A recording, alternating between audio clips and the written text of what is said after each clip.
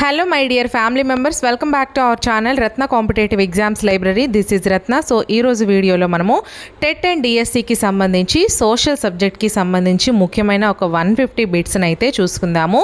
Ivi exam ki velle mundu meeku chaala ante chaala ekko useful ga aithe untayi. Mana channel ni evaraina first time visit chestunnara ala aithe mana channel lo anni subjects ki sambandhinchi classes complete chesesanu, previous and practice bits videos complete chesesanu and exam hall ki vellina tarvata తెలియని క్వశ్చన్స్కి ఎలా answers చేయాలి అనేది tricks video కూడా చేశాను. And అలాగే ప్రతి సబ్జెక్ట్కి సంబంధించి క్విక్ రివిజన్ మ్యారథాన్ వీడియోస్ అంటే సైకాలజీ మొత్తం ఒక వీడియో రూపంలో, అలాగే తెలుగు మొత్తం ఒక వీడియో రూపంలో, సైన్స్, సోషల్, మ్యాథ్స్ ఇలా అన్ని సబ్జెక్ట్స్, ట్రై మెథడ్స్ ఇలా అన్నింటికి సంబంధించి క్విక్ రివిజన్ మ్యారథాన్ వీడియోస్ చేశానమ్మా. అవి మీకు ఎగ్జామ్కి వెళ్ళే ముందు చాలా చాలా యూస్ఫుల్గా ఉంటాయి.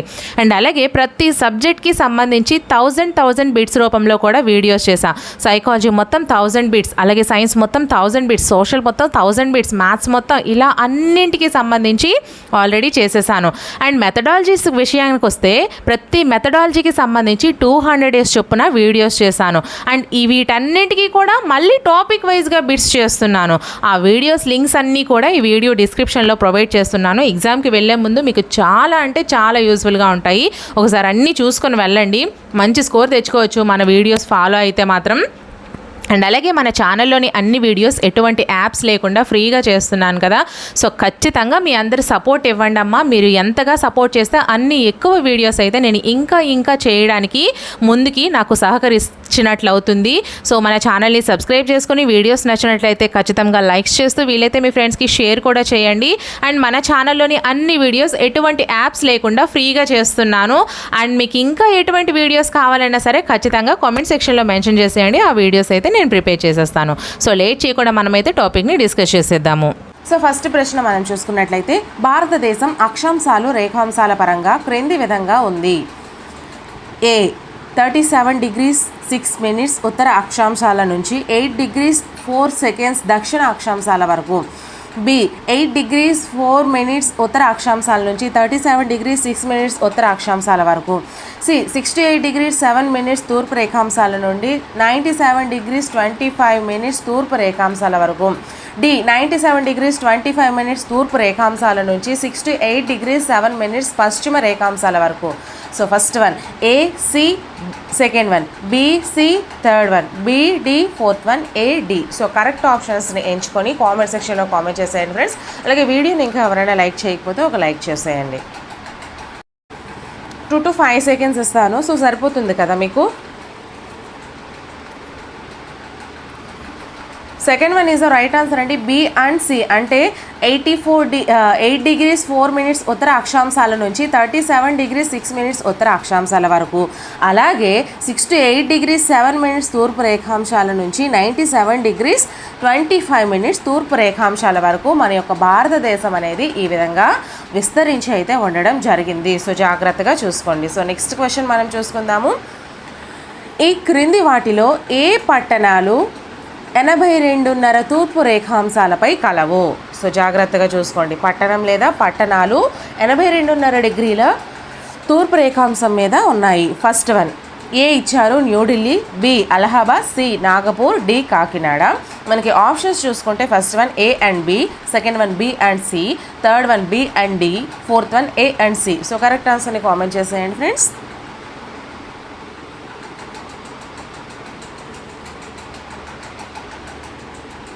Third one is the right answer అండి. B and D. ఓకే, అంటే ఏంటి? అలహాబాద్ ఒకటి, కాకినాడ ఒకటి, ఈ రెండు పట్టణాల మీద మనకి తూర్పు రేఖాంశం అనేది వెళ్తూ ఉంది. సో అలహాబాద్ ఒకటి, కాకినాడ. సో నెక్స్ట్ క్వశ్చన్ అండి. క్రింది వాటిలో ఏ పట్టణాలు 82.5 డిగ్రీల తూర్పు రేఖాంశంనకు తూర్పు పడమరలుగా ఉన్నాయి? రెండుసారి ఏ పట్టణాల మీదుగా వెళ్తుందని క్వశ్చన్ అడిగారు. ఇప్పుడు మనకి ఈ తూర్పు రేఖాంశం అనేది తూర్పు పడమరలుగా ఏ పట్టణాల్లో ఉంది? సో అది మీరు ఆన్సర్ చూస్ చేసుకోండి. So A Allahabad, B Kakinada, C Kohima, D Ahmedabad. So options చూసుకుంటే C and D, second one C and B, third one B and D, fourth one A and D. So correct ఆన్సర్ని కామెంట్ చేసేయండి friends.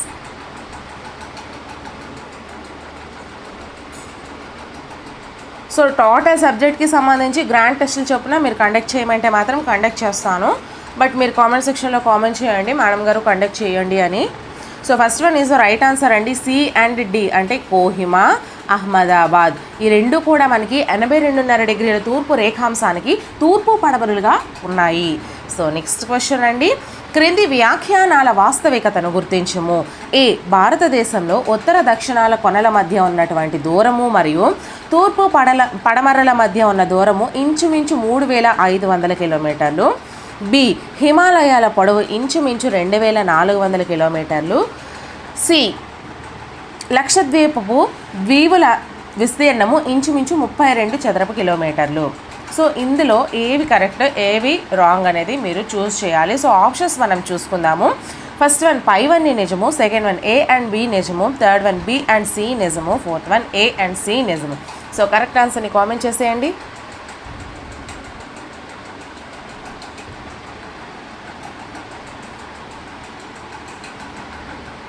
Third one is the right answer అండి. B and C నిజం అంటే హిమాలయాల పొడవు ఇంచుమించు 2400 కిలోమీటర్లండి sorry. Next లక్షద్వీప దీవుల విస్తీర్ణము ఇంచుమించు 32 చదరపు కిలోమీటర్లు. సో ఈ రెండు కూడా మనకి కరెక్ట్ అండి. సో ఇలాంటివి మీరు జాగ్రత్తగా గుర్తుపెట్టుకుంటేనే మీకు ఆన్సర్స్ అనేవి ఈజీగా అక్కడ మెయిన్ దాంట్లో చేసుకోవచ్చు. సో నెక్స్ట్ క్వశ్చన్ అండి. ఈ క్రింది వ్యాఖ్యానాలను పరిశీలించి వాటిలో సరైన వ్యాఖ్యానాన్ని గుర్తించము. ఏ ఆరావళి పర్వతాల పవనాభిముఖ ప్రాంతంలో థార్ ఎడారి ఉంది.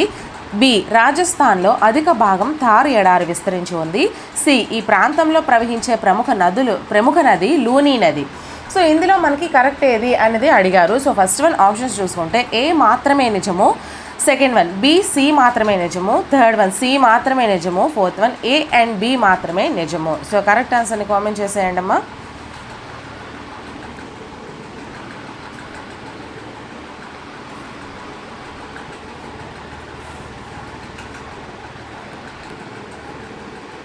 First one is the right answer అండి. ఏ మాత్రమే నిజము. ఆరావళి పర్వతాల పవనాభిముఖ ప్రాంతంలో థార్ ఎడారి అనేది ఉంది. Next question.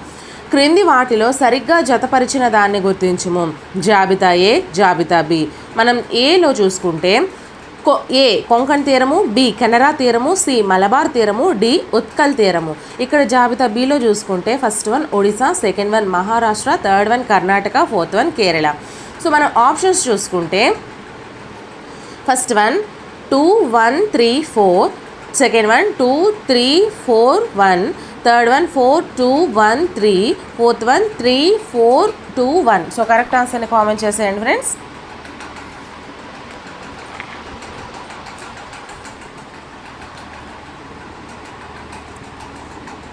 Second one is the right answer అండి. కొంకణ్ తీరము మహారాష్ట్ర అండి, అలాగే కెనరా తీరము కర్ణాటక, మలబార్ తీరము కేరళ, ఉత్కల్ తీరము ఒడిశా. సో ఈ విధంగా అయితే మనము జతపరచాలి. So next question. క్రింది అంశాలను పరిశీలించి వాటి వాస్తవికతకు గుర్తించుము. ఏ ప్రపంచ భూభాగమంతా 2 ప్రధాన భూఖండాల నుండి ఏర్పడింది. బి ఆ 2 ప్రధాన భూభాగాలు టెథిస్ మరియు మధ్యధరా సముద్ర ప్రాంతాలు. సి గోండ్వానా భూమికి చెందిన ద్వీపకల్ప పీఠభూమి భారతదేశంలో ఎంతో పురాతనమైనది. సో ఇందులో ఏది నిజము. ఫస్ట్ వన్ ఏ నిజము, బి అండ్ సి తప్పు, సెకండ్ వన్ బి నిజము, ఏ అండ్ సి తప్పు, థర్డ్ వన్ బి తప్పు, ఏ అండ్ సి నిజము, ఫోర్త్ వన్ ఏ తప్పు, బి అండ్ సి నిజము. సో కరెక్ట్ ఆన్సర్ని కామెంట్ చేసేయండి.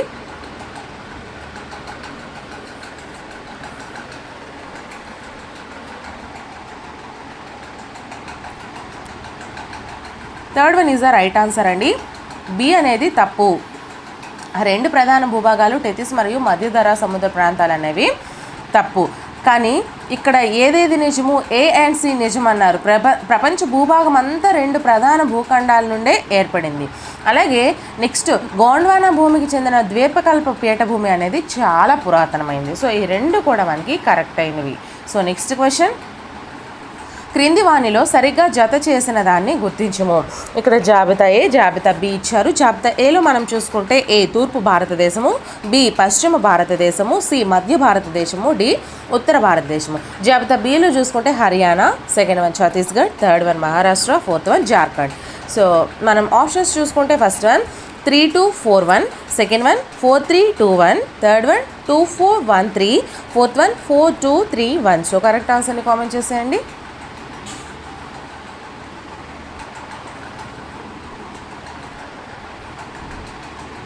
Second one is the right answer అండి, 4321. తూర్పు భారతదేశం అనేది జార్ఖండ్లో, నెక్స్ట్ పశ్చిమ భారతదేశం అనేది మహారాష్ట్ర, అలాగే మధ్య భారతదేశం అనేది ఛత్తీస్గఢ్, నెక్స్ట్ ఉత్తర భారతదేశం అనేది హర్యానా. సో ఈ విధంగా అయితే మనకి ఉండడం జరిగింది. సో నెక్స్ట్ క్వశ్చన్, క్రింది వాటిలో సరిగ్గా జత పడని దాన్ని గుర్తించుము. ఫస్ట్ వన్ హిమాద్రి సగటు ఎత్తు 6100 కిలోమీటర్లు, సెకండ్ వన్ నిమ్న హిమాలయాల ఎత్తు 3500 మీటర్ల నుంచి 4500 మీటర్లు, థర్డ్ వన్ శివాలిక్ శ్రేణి ఎత్తు 900 మీటర్ల నుంచి 1100 మీటర్లు, ఫోర్త్ వన్ హిమాలయాల పొడవు 2400 కిలోమీటర్లు. సో ఏదైతే రాంగ్ ఇచ్చాడో సో దాన్ని ఎంచమన్నారు. సో కరెక్ట్ ఆన్సర్ని కామెంట్ చేసేయండి ఫ్రెండ్స్.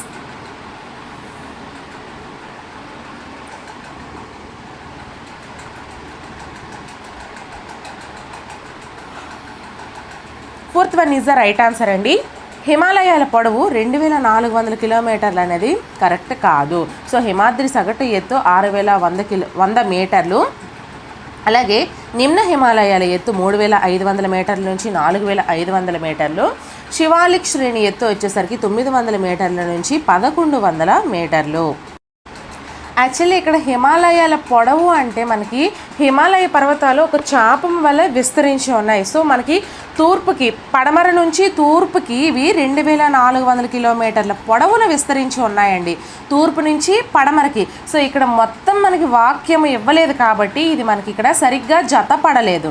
మిగతావన్నీ కూడా క్లియర్గా ఇచ్చారు. హిమాద్రి యొక్క సగటు ఎత్తు 6100 మీటర్లని, అలాగే నిమ్న హిమాలయాల ఎత్తు 3500 మీటర్ల నుంచి 4500 మీటర్లని, శివాలిక్ శ్రేణి ఎత్తు 900 నుంచి 1000 మీటర్లని. కానీ ఇక్కడ హిమాలయాల పొడవు కూడా 2400 కిలోమీటర్లు అండి. పొడవు అంటే ఏంటి? తూర్పు పడమరలుగా విస్తరించి ఉన్నటువంటి పొడవండి ఇది.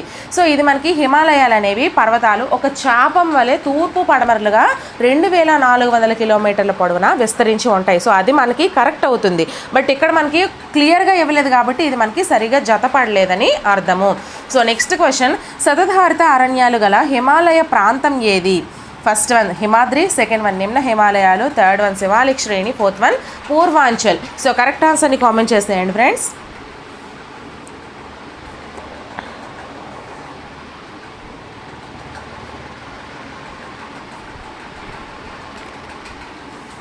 Second one is the right answer అండి. సతత హరిత అరణ్యాలు గల హిమాలయ ప్రాంతం నిమ్న హిమాలయాలు.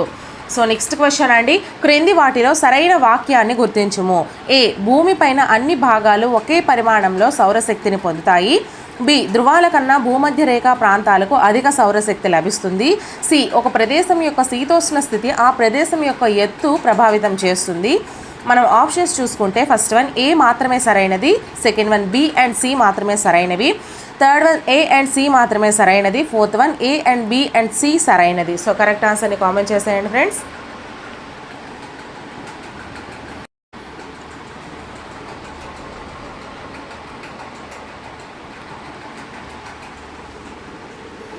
Second one is the right answer అండి. బి అండ్ సి మాత్రమే సరైనది. ఏంటి? ధృవాల కన్నా భూమధ్య రేఖా ప్రాంతాలకు అధిక సౌరశక్తి లభిస్తుంది. అంతే కదండి, ధృవాలలో మనకి మంచు చల్లగా ఉంటుంది, కానీ భూమధ్య రేఖ ప్రాంతం వచ్చేసరికి ఎండ వేడి సూర్యకిరణాలు నెట్ట నిలువుగా భూమధ్య రేఖ మీద పడతాయి. కాబట్టి మనకి ధృవాల కన్నా భూమధ్య రేఖా ప్రాంతాలకు అధిక సౌరశక్తి అనేది లభిస్తుంది. సో నెక్స్ట్ మనకి సి కూడా ఒక ప్రదేశం యొక్క శీతోష్ణ స్థితిని ఆ ప్రదేశం యొక్క ఎత్తు ప్రభావితం చేస్తుంది. అంతే కదా, ఒక దగ్గర ఎత్తుగా ఉంటే అక్కడ ఒకలా ఉంటాయి శీతోష్ణ స్థితి ప్రభావాలు, అలాగే లోతుగా ఉన్న ప్రాంతాల్లో ఒక విధంగా ఉంటాయి ఈ శీతోష్ణ స్థితి ప్రభావం. కాబట్టి మనకి ఒక ప్రదేశం యొక్క శీతోష్ణ స్థితి మనకి ఏం తెలియజేస్తుంది అంటే ఆ ప్రదేశం యొక్క ఎత్తు అనేది దాని మీద చాలా ప్రభావితం అనేది చేస్తుంది. సో నెక్స్ట్ ఇక్కడ మనకి ఏ అనేది ఎందుకు తప్పు అంటే భూమిపైన అన్ని భాగాలు ఒకే పరిమాణంలో సౌరశక్తిని పొందుతాయి. అది కరెక్టా? కాదు కదా. మనకి భూమధ్య రేఖ ప్రాంతంలో అధిక వేడి ఉంటుంది, అలాగే ఏది ధృవాల ప్రాంతాల్లో మనకి అధిక చల్లదనం ఉంటుంది. సో ఈ విధంగా ఒక్కో ప్రాంతంలో ఒక్కొక్క రకమైన శీతోష్ణ స్థితి మనకి ఉంటుంది. కాబట్టి ఫస్ట్ వన్ తప్పు అనేది.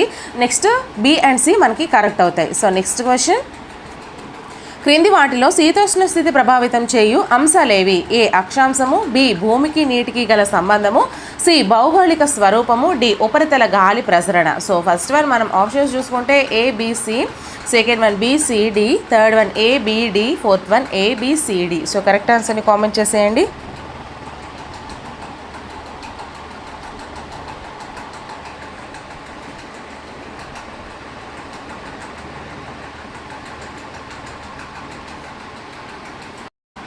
Fourth one is the right answer అండి. ఒక ప్రాంతం యొక్క శీతోష్ణ స్థితిని ఏమేం ప్రభావితం చేస్తాయంటే అక్షాంశాలు ప్రభావితం చేస్తాయి, అలాగే రేఖాంశాలు ప్రభావితం చేస్తాయి, భూమికి నీటికి గల సంబంధం మనకి ప్రభావితం చేస్తుంది, అలాగే భౌగోళిక స్వరూపం ప్రభావితం చేస్తుంది, ఉపరితల గాలి ప్రసరణ ప్రభావితం చేస్తుంది, ఎత్తు ప్రభావితం చేస్తుంది. ఇలా ప్రతిదీ కూడా మనకి ఒక ప్రదేశం యొక్క శీతోష్ణ స్థితిని ప్రభావితం చేసే అంశాలే. సో నెక్స్ట్ క్వశ్చన్, సమశీతోష్ణ స్థితి అనగా ఫస్ట్ వన్ సమానమైన ఉష్ణోగ్రతలు ఉండటము, సెకండ్ వన్ పగలు రాత్రుల ఉష్ణోగ్రతలలో వేసవి శీతాకాల ఉష్ణోగ్రతల్లో తేడా ఉండకపోవడము, థర్డ్ వన్ పగలు రాత్రుల ఉష్ణోగ్రతల్లో వేసవి శీతాకాల ఉష్ణోగ్రతల్లో తేడా ఉండడము, ఫోర్త్ వన్ పగలు సమయం అత్యధికంగా రాత్రి సమయం తక్కువగా ఉండడం. సో కరెక్ట్ ఆన్సర్ని కామెంట్ చేసేయండి.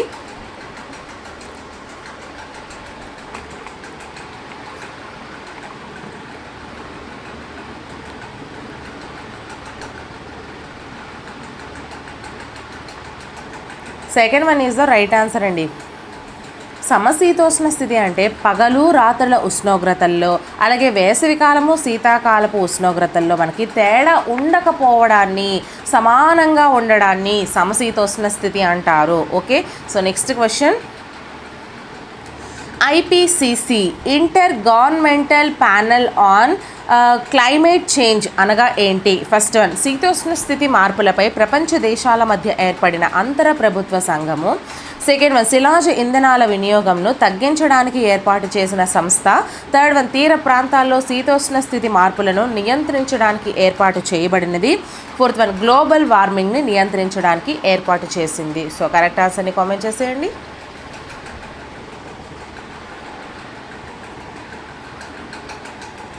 First one is the right answer అండి. ఈ ఐపీసీసీ అనేది శీతోష్ణ స్థితి మార్పులపై ప్రపంచ దేశాల మధ్య ఏర్పడిన అంతర ప్రభుత్వ సంఘాన్ని ఐపీసీసీ అంటారు. Inter governmental panel on climate change అని అంటారు. సో నెక్స్ట్ క్వశ్చన్, శీతాకాలంలో తమిళనాడులోని కోరమాండల్ తీరంలో వర్షం కురవడానికి కారణమైనటువంటివి ఏవి? ఫస్ట్ వన్ నైరుతి ఋతుపవనాలు, సెకండ్ వన్ ఈశాన్య తిరోగామి పవనాలు, థర్డ్ వన్ పశ్చిమ జెట్ స్ట్రీమ్ ప్రవాహాలు, ఫోర్త్ వన్ లూ పవనాలు. సో కరెక్ట్ ఆన్సర్ని కామెంట్ చేసేయండి. అలాగే వీడియోని ఇంకా ఎవరైనా లైక్ చేయలేదా? వేగంగా చేసేయండి friends. So second one is right answer అండి. ఈశాన్య తిరోగామి పవనాల వలన మనకి శీతాకాలంలో తమిళనాడు తీరంలోని కోరమాండల్ తీరంలో వర్షం పడడానికి కారణం ఏంటి? ఈశాన్య తిరోగామి పవనాలు. ఓకే, సో నెక్స్ట్ క్వశ్చన్, శీతాకాలంలో భారతదేశంలో సంభవించే వాతావరణ పరిస్థితులను గుర్తించండి. ఏ ఈ కాలంలో ఉత్తర భారతదేశంలో అత్యల్ప ఉష్ణోగ్రతలు నమోదవుతాయి, బి ఈ కాలంలో నిర్మలమైన ఆకాశము గాలిలో తక్కువ తేమ శాతము ఉంటాయి, సి ఈ కాలంలో దేశంలో పలు ప్రాంతాల్లో ఉష్ణోగ్రత 10 degrees సెంటీగ్రేడ్ కంటే తక్కువగా ఉంటుంది. So first one A B, second one B C, third one A C, fourth one A B C. So correct ఆన్సర్ని కామెంట్ చేసేయండి.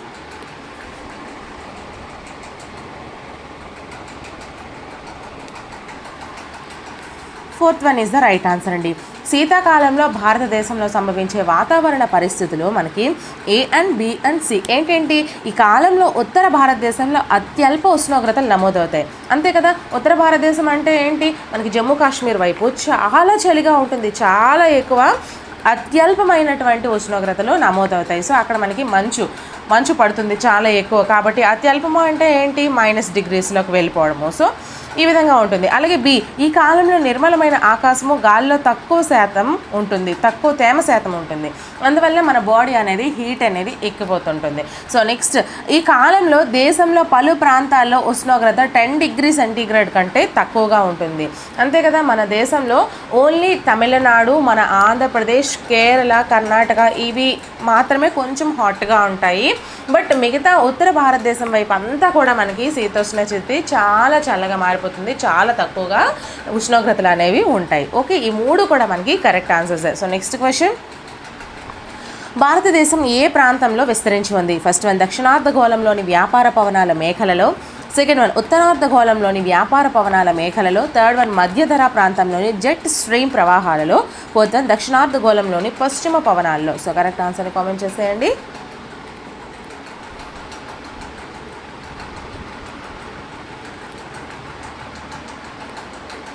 Second one is the right answer అండి. మన భారతదేశం ఏ ప్రాంతంలో విస్తరించి ఉంది? ఉత్తరార్ధగోళంలోని వ్యాపార పవనాల మేఖల్లో మన భారతదేశం విస్తరించి ఉంది. సో నెక్స్ట్ క్వశ్చన్, క్రింది వాటిలో సరైన వాక్యాన్ని గుర్తించండి. ఏ భారతదేశంలో అత్యధిక వర్షపాతం నైరుతి ఋతుపవనాల వలన కలుగుతుంది. బి తిరోగమన ఋతుపవనాలు అక్టోబర్ నవంబర్ నెలల్లో సంభవిస్తాయి. సి కోరమాండల్ ప్రాంతంలో అధిక శాతం వర్షము తుఫానుల వాయుగుండాల వల్ల సంభవిస్తుంది. So first one A B, second one B C, third one A C, fourth one A B C. So correct ఆన్సర్ని కామెంట్ చేసేయండి.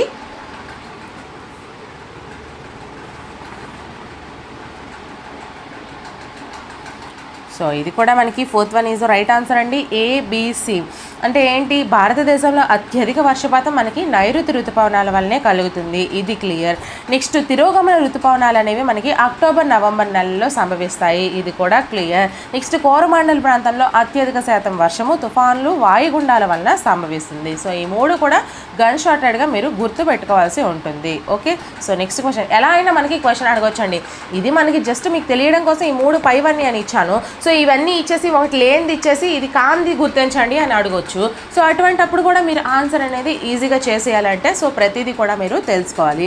సో నెక్స్ట్ క్వశ్చన్, క్రింది వ్యాఖ్యానాలను పరిశీలించి వాటిలో వాస్తవం కాని అంశాన్ని గుర్తించండి. సో చూసారా, వాస్తవం కానిది అడిగారు ఇక్కడ. ఏ భారతదేశంలో జెట్ ప్రవాహాలు 25 డిగ్రీస్ ఉత్తర అక్షాంశం వద్ద ఏర్పడ్డాయి. బి దీనివల్ల చుట్టూ ఉన్న ఉష్ణోగ్రత వేడవుతుంది. సి తూర్పు స్ట్రీమ్ యొక్క చల్లబరిచే ప్రక్రియ వల్ల అక్కడ ఉన్న మేఘాలు వర్షిస్తాయి. సో ఫస్ట్ వన్ ఆప్షన్స్ చూసుకుంటే ఏ మాత్రమే తప్పు, సెకండ్ వన్ సి మాత్రమే తప్పు, థర్డ్ వన్ బి మాత్రమే తప్పు, ఫోర్త్ వన్ ఏ బి తప్పు. సో కరెక్ట్ ఆన్సర్ని కామెంట్ చేసేయండి.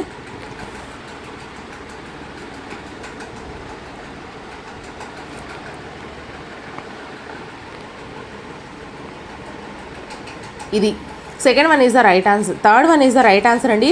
బి మాత్రమే తప్పు, అంటే దీనివల్ల చుట్టూ ఉన్న ఉష్ణోగ్రత వేడవుతుంది అనేది తప్పు. భారతదేశంలో జెట్ ప్రవాహాలు 25 డిగ్రీస్ ఉత్తరాక్షాంశం వద్దనే ఏర్పడతాయి. అలాగే తూర్పు స్ట్రీమ్ యొక్క చల్లబరిచే ప్రక్రియ వలన అక్కడ ఉన్న మేఘాలు వర్షిస్తాయి. ఈ రెండు కూడా మనకి కరెక్టా? ఈ బి అనేది తప్పు. So third one is the right answer అవుతుంది. సో నెక్స్ట్ క్వశ్చన్, క్రింది అంశాలను పరిశీలించి వాటిలో సరైన అంశాన్ని గుర్తించుము. సరైన అంశాన్ని గుర్తించమన్నారు. సో ఆప్షన్స్ మనం చూసుకుంటే ఏ భూమి సూర్యుని చుట్టూ పరిభ్రమించడం వలన భూమి అక్షం వంగి ఉండడం వలన కాలాలు ఋతువులు ఏర్పడుతున్నాయి. బి భూ పరిభ్రమణం వలన పగలు రాత్రి కూడా ఏర్పడుతున్నాయి. సి వాతావరణాన్ని బట్టి మన దేశంలో సంవత్సరాన్ని 3 కాలాలుగా విభజిస్తారు. So first one A and B మాత్రమే, second one B and C మాత్రమే, third one A and C మాత్రమే, ఫోర్త్ వన్ బి మాత్రమే. సో కరెక్ట్ ఆన్సర్ని కామెంట్ చేసేయండి ఫ్రెండ్స్.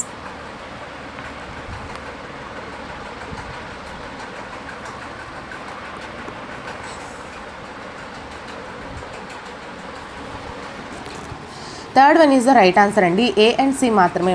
మన యొక్క భూమి సూర్యుని చుట్టూ పరిభ్రమించడం వలన అలాగే భూమి యొక్క అక్షం వంగి ఉండడం వలనే కాలాలు ఋతువులు ఏర్పడుతున్నాయి, ఇది మనకి రైట్ ఆన్సర్ అవుతుంది.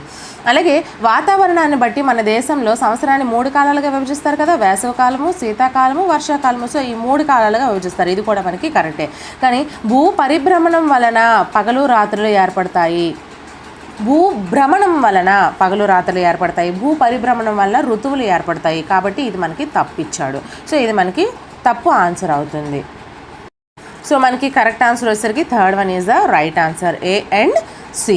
సో నెక్స్ట్ క్వశ్చన్, భారతదేశ ఫారెస్ట్ మ్యాన్గా గుర్తింపు పొందింది ఎవరు? First one Vanajeevi Ramaiah, second one Jadav Molai Payeng, third one Molai Madhav, fourth one Jadal Veer Singh Badwal. So correct ఆన్సర్ని కామెంట్ చేసేయండి friends. Second one is right answer అండి, Jadav Molai Payeng. Okay, so next question, క్రింది గిరిజన తెగలను జతపరచుము. First one Adilabad, second one Nirmal, third one Kumuram Bheem, fourth one Mancherial. ఇక్కడ మనం రైట్ సైడ్ చూసుకుంటే A Thoti, B Pradhan, C Kolami, D Gond. So correct ఆన్సర్ని కామెంట్ చేసేయండి. మనం ఆప్షన్స్ చూసుకుందాము. First one CABD, second one DCBA, third one A C B D, fourth one B C D A. So correct ఆన్సర్ని comment చేసేయండి friends. Question ఈ విధంగా ఉంది.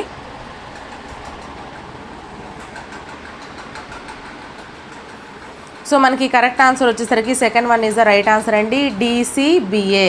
సో ఎలానో ఒకసారి చూసుకుందాము.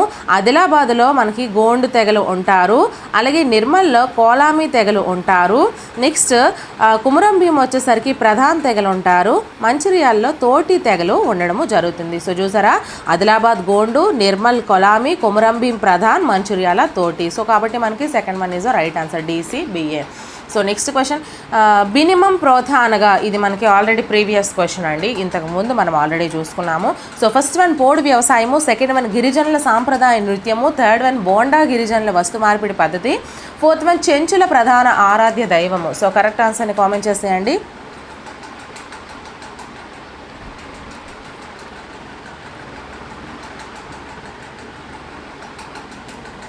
Third one is the right answer అండి, బోండా గిరిజనుల వస్తు మార్పిడినే బినిమం ప్రోధ అంటారు. సో నెక్స్ట్ క్వశ్చన్, క్రింది వాటిలో తెలంగాణ రాష్ట్రంలో లేని అడవులు ఏవి? A సతత హరిత అరణ్యాలు, B ఆకురాల్చు అడవులు, C ముళ్ళ అడవులు, D మడ అడవులు. సో ఫస్ట్ వన్ AB మాత్రమే, సెకండ్ వన్ BC మాత్రమే, థర్డ్ వన్ ACD మాత్రమే, fourth one ABCD. So correct ఆన్సర్ని కామెంట్ చేసేయండి.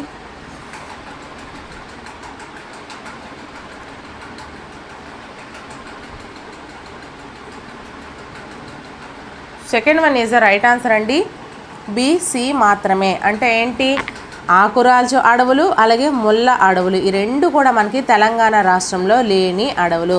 అంటే సతత హరితారణ్యాలు ఉన్నాయి, మడ అడవులు ఉన్నాయి, ఈ రెండు కూడా మనకి ఉన్నటువంటి అడవులు. Okay. So next question, Telangana రాష్ట్రంలో ముళ్ళ అడవులు ఏ జిల్లాలో విస్తరించి ఉన్నాయి?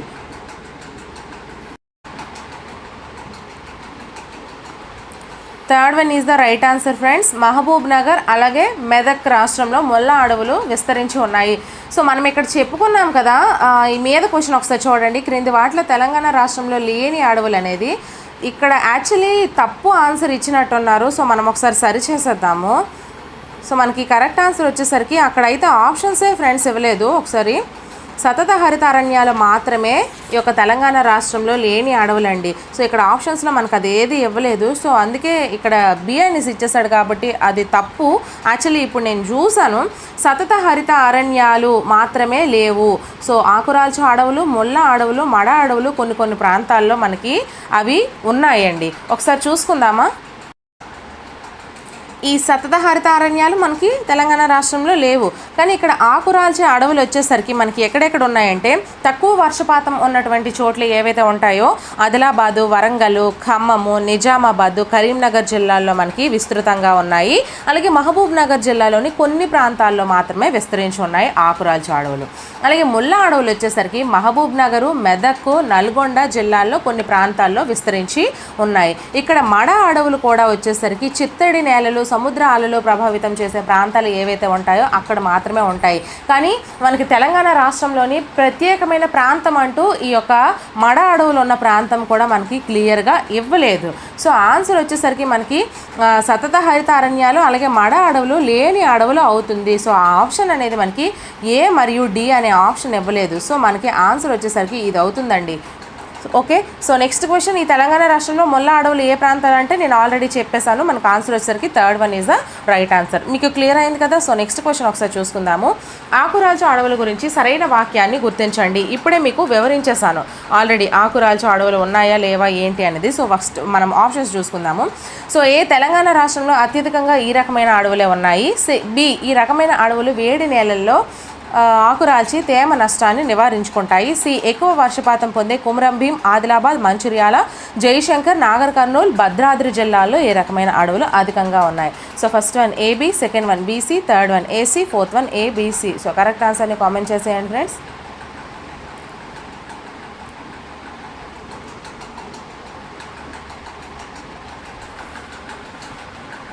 Fourth one is the right answer అండి, ఏబిసి. తెలంగాణ రాష్ట్రంలో అత్యధికంగా మనకి ఈ రకమైన అడవులే ఉన్నాయి. నెక్స్ట్, ఈ రకమైన అడవులు వేడి నెలల్లో అంటే వేసవి కాలంలో ఆకురాల్చి తేమ నష్టాన్ని నివారించుకుంటాయి. నెక్స్ట్, ఎక్కువ వర్షపాతం పొందే కుమరం భీము, ఆదిలాబాదు, మంచిర్యాల, జయశంకర్, నాగర్ కర్నూలు, భద్రాద్రి జిల్లాలో ఇటువంటి అడవులు అనేవి చాలా అధికంగా ఉన్నాయి. ఓకే, నెక్స్ట్ క్వశ్చన్, రక్షిత అడవుల గురించి సరైన వాక్యాలను గుర్తించండి. ఏ, ఈ రకమైన అడవుల్లోకి ఎవరు ప్రవేశించడానికి వీల్లేదు. బి, ఈ రకమైన అడవుల్లోకి స్వంత అవసరాలకు అటవీ ఉత్పత్తులు సేకరించవచ్చు. సి, ఈ రకమైన అడవుల్లో పశువులను మేపుకోవచ్చు. డి, సాధు జంతువుల వేటను కొనసాగించవచ్చు. First one A B, second one B C, third one A D C, fourth one A B C D. So correct ఆన్సర్ని కామెంట్ చేసేయండి.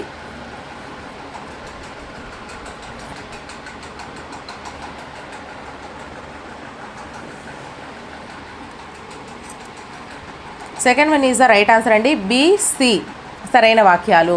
ఈ రకమైన అడవుల్లో స్వంత అవసరాలకు అటవీ ఉత్పత్తులు, రక్షిత అడవులు అనేవి సేకరించుకోవచ్చు. అలాగే ఈ రకమైన అడవుల్లో పశువులను కూడా మేపుకోవచ్చు. నెక్స్ట్ క్వశ్చన్, తెలంగాణ రాష్ట్రంలో బంజారా జాతి గిరిజనులు ఏ జిల్లాల్లో ఉన్నారు? First one Adilabad, second one Nagar Kurnool, third one Bhadradri, fourth one Mahabubabad. So correct ఆన్సర్ని కామెంట్ చేసేయండి. Fourth one is the right answer అండి, మహబూబాబాద్లో ఈ బంజారా జాతి గిరిజనులు మహబూబాబాద్లో ఉన్నారు. Fourth one is the right answer. Okay, ఒకసారి మనం చూసుకుందామా ఏ ఏ జిల్లాల్లో ఎటువంటి జాతులు గిరిజనులు ఉన్నారో. సో మనకి ఆదిలాబాద్కి వచ్చేసరికి గోండ్ జాతి అండి. అలాగే నిర్మల్కి వచ్చేసరికి కొలామీ జాతి. తర్వాత కుమరం భీం వచ్చేసరికి ప్రధాన్ జాతి గిరిజనులు ఉన్నారు. మంచిర్యాలకు వచ్చేసరికి తోటి జాతి గిరిజనులు ఉన్నారు. భద్రాద్రి జిల్లాకు వచ్చేసరికి కోయా కొండరెడ్లుగా ఉన్నారు.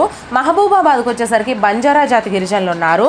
భద్రాద్రికి వచ్చేసరికి మళ్ళీ కోయా కొండరెడ్లు ఉన్నారు.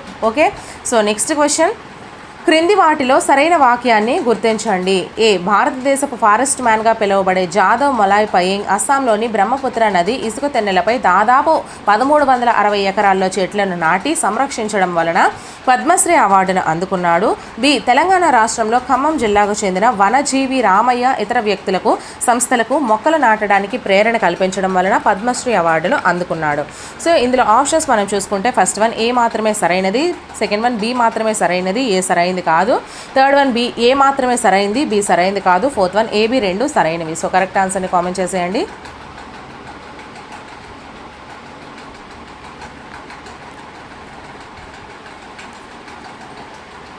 Fourth one is the right answer అండి, ఏ మరియు బి రెండు సరైనవి.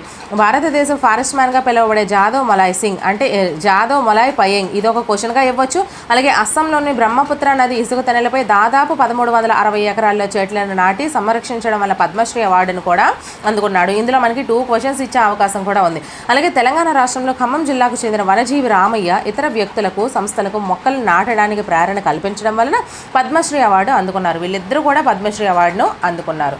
సో నెక్స్ట్ క్వశ్చన్, తెలంగాణ మరియు భారతదేశంలో అత్యధికంగా ఏ రకమైన అడవులు ఉన్నాయి? ఓకే, సో ఫస్ట్ వన్ సతత హరితారణ్యాలు, సెకండ్ వన్ ఆకురాజు అడవులు, థర్డ్ వన్ మడ అడవులు, ఫోర్త్ వన్ చిట్ట అడవులు. సో కరెక్ట్ ఆన్సర్ని కామెంట్ చేసేయండి ఫ్రెండ్స్. అలాగే నా ఛానల్లో చాలా వీడియోస్ చేశాను ప్రతి సబ్జెక్ట్కి సంబంధించి. ఇదే విధంగా topic wise bits, previous and practice bits చేస్తున్నాను. అలాగే మీకు గ్రాండ్ టెస్ట్లు కూడా కండక్ట్ చేస్తున్నాను. నెక్స్ట్ ఏంటంటే ప్రతి సబ్జెక్ట్కి సంబంధించి మెథడాలజీ ఉంటుంది కదా, సో మెథడాలజీకి సంబంధించి 200 బిట్స్ చొప్పున, టోటల్ మెథడాలజీకి 200 బిట్స్ చొప్పున నేను ప్రతి సబ్జెక్ట్కి అందిస్తున్నాను. ఆల్రెడీ తెలుగు, ఇంగ్లీష్ కంప్లీట్ చేసేసాను.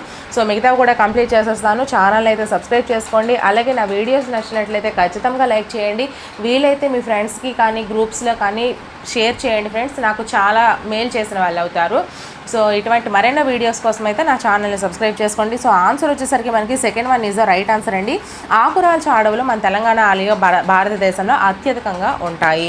సో క్వశ్చన్ మనం చూసుకున్నట్లయితే భారతదేశ పటంలో హైదరాబాద్, జైపూర్ల మధ్య దూరం 6 సెంటీమీటర్లు చూపిస్తే వాటి మధ్య వాస్తవ దూరం 1200 కిలోమీటర్లు అయినా అదే పటంలో హైదరాబాద్, ఇంఫాల్ మధ్య దూరం 10 సెంటీమీటర్లు ఉన్నట్లయితే ఆ రెండు పట్టణాల మధ్య వాస్తవ దూరం ఎంత? సో సరైన సమాధానం కామెంట్ చేసేయండి అమ్మా.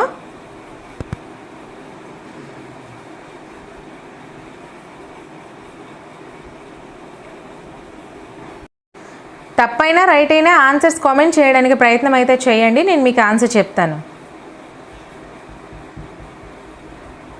సో సో ఆన్సర్ వచ్చేసరికి second one is the right answer అమ్మా. ఎలానో ఒకసారి చూసుకుందాము. ఇక్కడ క్వశ్చన్ అడిగాడు, జైపూర్లో హైదరాబాదు జైపూర్ల మధ్య దూరం 6 సెంటీమీటర్లు చూపిస్తుంది. ఇది మనము ఈ మిడిల్ పాయింట్ హైదరాబాద్ అనుకున్నాం అనుకోండి, ఇక్కడ ఇది జైపూర్ అనుకున్నాం అనుకోండి. చూడండి, నేను కలర్ పెన్ మార్చి మీకు చూపిస్తాను. ఇది హైదరాబాద్ అనుకున్నాం అనుకోండి, ఇది జైపూర్ అనుకున్నాం అనుకోండి. హైదరాబాద్కి జైపూర్కి మధ్య 6 సెంటీమీటర్లు అంటే 1200 కిలోమీటర్లు అని చెప్పాడు. అంటే 1 సెంటీమీటర్లకి ఎన్ని కిలోమీటర్లు వస్తున్నాయి? 200 కిలోమీటర్లు వస్తున్నాయి, అంతే కదా. 6 సెంటీమీటర్లకి 1200 కిలోమీటర్లు అయితే 1 సెంటీమీటర్కి 200 కిలోమీటర్లు వస్తున్నాయి. 1200ని 6 చేత భాగించేస్తాం. అయితే ఇక్కడ క్వశ్చన్ ఏంటి అడిగాడు, హైదరాబాదు ఇంఫాల్ మధ్య దూరం. చూడండి, ఇది హైదరాబాద్ అనుకుంటే ఇటు ఇంఫాల్ వేసుకుందాం. ఇంఫాల్కి మధ్య 10 సెంటీమీటర్లు అంటే 1 సెంటీమీటర్ 200 అయితే 10 సెంటీమీటర్లకి ఎంత అవుతుంది? 2000. సో ఆన్సర్ 2000 అమ్మ. ఓకేనా, రెండవది సరైన ఆన్సర్ అవుతుంది. So next question, Hyderabad Patna మధ్య వాస్తవ దూరం 1300 కిలోమీటర్లు అయినా భారతదేశంలో ఆ 2 నగరాల మధ్య దూరం 6.5 సెంటీమీటర్లు చూపడం జరిగింది. అయినా 1600 కిలోమీటర్ల దూరంలో ఉన్న హైదరాబాద్ గ్యాంగ్టక్ల మధ్య పటంలో ఎంత దూరం ఉంటుంది? ఫస్ట్ వన్ 5 సెంటీమీటర్లు, సెకండ్ వన్ 6.5 సెంటీమీటర్లు, థర్డ్ వన్ 8 సెంటీమీటర్లు, ఫోర్త్ వన్ 9 సెంటీమీటర్లు.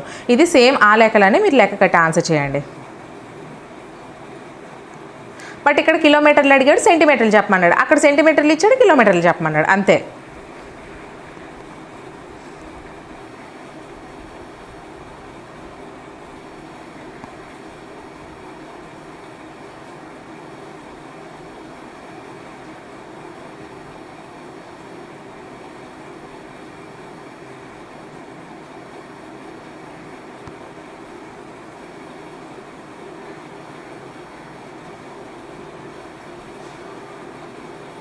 చూడండి అమ్మా, ఇక్కడ హైదరాబాదు పాట్నాలకి మధ్య వాడు ఎంత అన్నాడు? 1300 కిలోమీటర్లు 6.5 సెంటీమీటర్లు అంటే సెంటీమీటర్కి ఎంత పడుతుంది? సేమ్ 200 కిలోమీటర్లే పడుతుంది.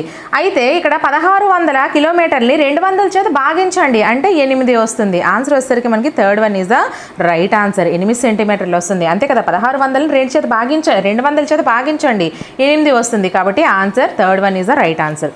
So next question, third question, ఉత్తరం తూర్పు దిక్కుల మధ్య ఉండే మూల ఏది? ఫస్ట్ వన్ ఈశాన్యం, సెకండ్ వన్ ఆగ్నేయం, థర్డ్ వన్ నైరుతి, ఫోర్త్ వన్ వాయువ్యం. సో సరైన సమాధానాన్ని కామెంట్ చేసేయండి. సో దిక్కులు మూలలు చూపేటప్పుడు ఎప్పుడైనా సరే మీరు ఇలా వేసుకోండి. వేసుకున్న తర్వాత పైన ఉన్నది ఇక్కడ మనకి కుడి చేతి వైపు ఉన్నది తూర్పు, పడమర ఎడమ చేతి వైపు, పైన ఉన్నది ఉత్తరము, కిందన ఉన్నది దక్షిణము. అయితే ఇక్కడ ఫస్ట్ వన్ ఇక్కడ స్టార్ట్ చేయండి క్లాక్ వైజ్. ఇక్కడ స్టార్ట్ చేస్తే ఈ ఆ నై వా ఈ మూలలు ఈ ఆ నైవా అని మీరు గుర్తుంచుకోండి, ఇలాగా గుర్తించేయండి. అయితే ఇక్కడ క్వశ్చన్ ఏంటి అడిగాడు?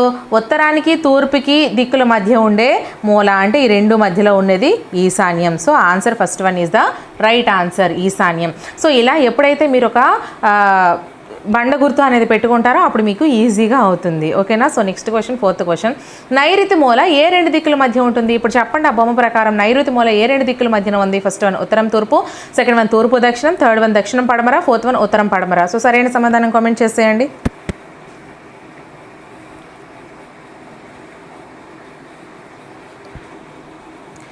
ఇక్కడ నైరుతి మూల ఎక్కడుందమ్మా? చూడండి, ఇక్కడ దక్షిణానికి పడమరకి అంటే third one is the right answer. దక్షిణానికి ఇక్కడ దక్షిణానికి పడమరకి మధ్యలో నైరుతి మూల ఉంది కాబట్టి answer third one is the right answer. ఇలా మీరు ఈజీగా చేసుకోవచ్చు. ఈ ఆ నైవా ఈ తూర్పు పడమరలు మీకు గుర్తించడం తెలుసు. సో క్లాక్ వైజ్ ఈ ఆ నైవా చుట్టేయండి, 4 మూలలో 4 వేసేయండి, అదే ఆన్సర్ అవుతుంది.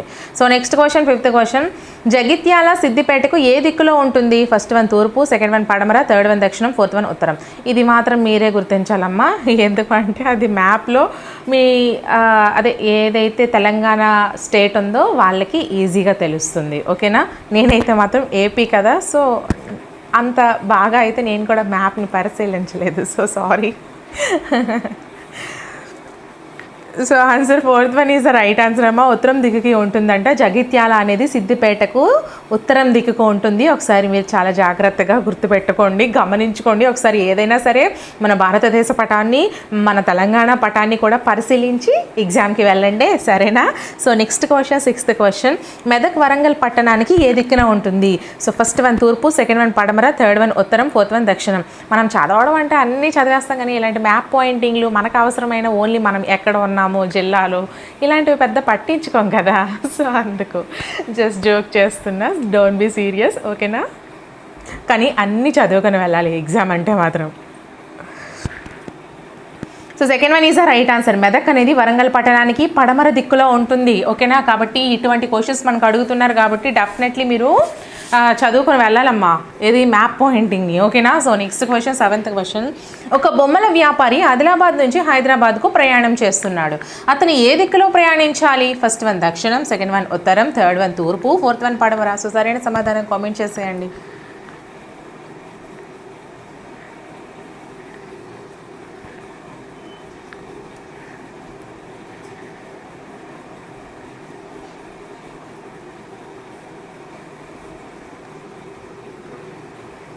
First one is the right answer, దక్షిణం. ఒక బొమ్మల వ్యాపారి ఆదిలాబాద్ నుంచి హైదరాబాద్కు ప్రయాణం చేస్తున్నప్పుడు ఆయన దక్షిణం వైపుకు ప్రయాణించాలంట. So next question, eighth question. Telangana పట్టంలో అత్యంత ఉత్తరాన మరియు అత్యంత దక్షిణాన ఉండే జిల్లాలు ఏవి? First one Mahabubnagar Wanaparthy, second one Rangareddy Nalgonda, third one Adilabad Jogulamba Gadwal, fourth one Sangareddy Bhadradri Kothagudem. So సరైన సమాధానం కామెంట్ చేసేయండి.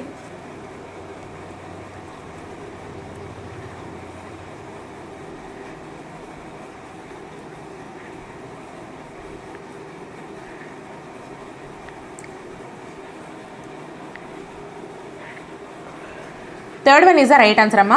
తెలంగాణ పటంలో అత్యంత ఉత్తరాన మరియు అత్యంత దక్షిణాన ఉండే జిల్లాలు ఆదిలాబాద్ జోగులాంబ గద్వాల్, ఓకేనా? Next question, ninth question.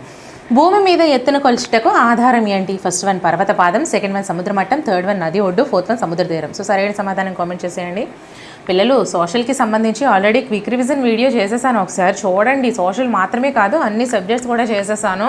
అక్కడ మీకు క్లియర్గా ఎక్స్ప్లెయిన్ చేస్తున్నాను. ఎక్స్ప్లెనేషన్ వచ్చిన దగ్గర ప్రతి దగ్గర కూడా నేను మీకు 4 ఆప్షన్స్కి కూడా ఎక్స్ప్లెనేషన్ అన్ని బిట్స్కి కూడా ఇస్తున్నాను. సో గ్రాండ్ టెస్ట్లని ఏవైతే కండక్ట్ చేస్తున్నానో వాటికి మాత్రం ఎక్స్ప్లెనేషన్ ఇవ్వట్లేదు, ఎందుకంటే టోటల్ మనకి ఒక గ్రాండ్ టెస్ట్లా కండక్ట్ చేసేటప్పుడు మిగతా అన్నిటికీ కూడా ఎక్స్ప్లెనేషన్ ఉంటుంది. సో డోంట్ మిస్, అది ఎవరు కూడా మిస్ చేసుకోకండి. సో ఆన్సర్ వచ్చేసరికి మనకి second one is the right answer, సముద్ర మట్టం. భూమి మీద ఎత్తున కొలుచుటకు ఆధారం సముద్ర మట్టం అండి. So next question, 10th question. కొకనా బీచ్ ఏ దేశంలో ఉంది? First one Germany, second one America, third one West Indies, fourth one Brazil. So సరైన సమాధానం కామెంట్ చేసేయండి.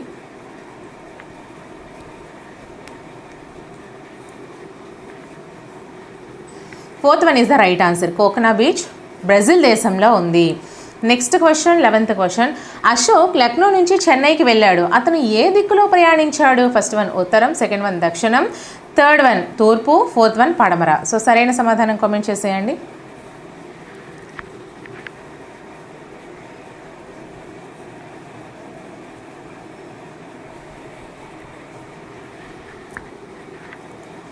Second one is the right answer అమ్మ. అశోక్ లక్నో నుంచి చెన్నైకి వెళ్ళాడు. అతను దక్షిణానికి ప్రయాణం చేశాడు, ఓకేనా? లక్నో అనేది మనకి పైన ఉంది, మనకి చెన్నై అనేది దక్షిణం వైపుకి ఉంది, ఓకేనా? ఉత్తరం వైపుకి లక్నో అనేది ఉంది, కాబట్టి ఉత్తరం నుంచి దక్షిణం వైపుకి ఆయన ప్రయాణం చేయడం అయితే జరిగింది. So next question, 12th question.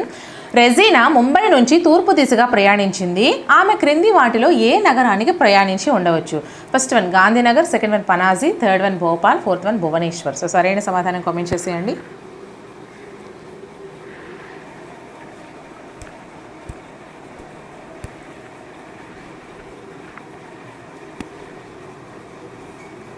So fourth one is the right answer అమ్మ. సో ముంబై మనకి ఇది భారతదేశ పటం అనుకుంటే ముంబై ఎక్కడ ఉంటే భువనేశ్వర్ అనేది ఇక్కడ ఉంది, ఓకేనా? ఒరిస్సా భువనేశ్వర్. కాబట్టి తూర్పు వైపుకి ప్రయాణం చేసింది అంటే భువనేశ్వర్కే చేరుకుందని అర్థము. So next question, 13th question. మహర్ హైదరాబాద్ నుంచి భోపాల్ వెళ్ళాడు. అక్కడి నుంచి గాంధీనగర్ ప్రయాణించిన అతను ప్రయాణించిన దిక్కులు ఏవి? ఫస్ట్ వన్ ఉత్తరం పడమర, సెకండ్ వన్ ఉత్తరం దక్షిణం, థర్డ్ వన్ తూర్పు పడమర, ఫోర్త్ వన్ దక్షిణం తూర్పు. సో సరైన సమాధానం కామెంట్ చేసేయండి.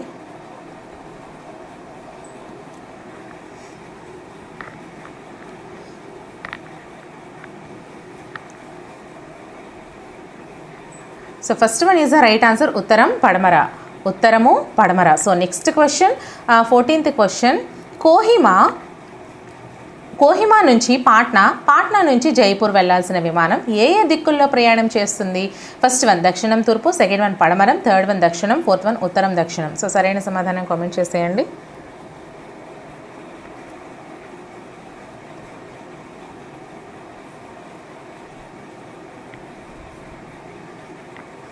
Second one is the right answer అమ్మ, పడమర. కోహిమా నుంచి పాట్నా నుంచి జైపూర్ వెళ్ళవలసిన విమానం వచ్చేసరికి ఏ దిక్కుల్లో ప్రయాణిస్తుంది అంటే పడమర దిక్కుల్లో ప్రయాణం చేస్తుంది. So next question 15th question, క్రింది అంశాలను పరిశీలించి వాటిలో సరైన వాటిని గుర్తించుము. ఏ సమాన ఎత్తుగల ప్రాంతాలను కలుపుతూ గీసే రేఖలనే కాంటూరు రేఖలు లేదా సమతల రేఖలు అంటారు. బి భూస్వరూపాలను బట్టి ఈ కాంటూరు రేఖలు వంకర టింకరగా ఉంటాయి. సి వీటినే ఐసోలైన్స్ అంటారు. First one A and B నిజం, second one B and C నిజం, third one A and C నిజం, ఫోర్త్ వన్ ఏబిసి నిజం. సో సరైన సమాధానం కామెంట్ చేసేయండి.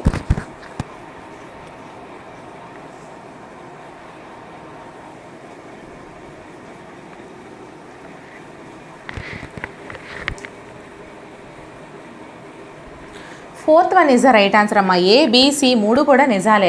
సమాన ఎత్తుగల ప్రాంతాలను కలుపుతూ గీసే రేఖలనే ఏ రేఖలు అంటారు? కాంటూరు రేఖలు లేదా సమతల రేఖలు అంటారు. అలాగే బి భూస్వరూపాలను బట్టి కాంటూరు రేఖలు ఏ విధంగా ఉంటాయి? వంకర టింకరగా ఉంటాయి. మూడు కూడా మనకి 3 క్వశ్చన్స్లో అడిగే అవకాశం ఉంది. అలాగే ఈ లైన్స్నే ఏంటంటారు? ఐసోలైన్స్ అంటారు. ఈ యొక్క కాంటూర్ రేఖలనే ఐసోలైన్స్ అని కూడా అంటారు. So next question 16th question, భూమి వాలు ఎత్తుగా ఉంటే కాంటూరు రేఖలు ఎలా ఉంటాయి?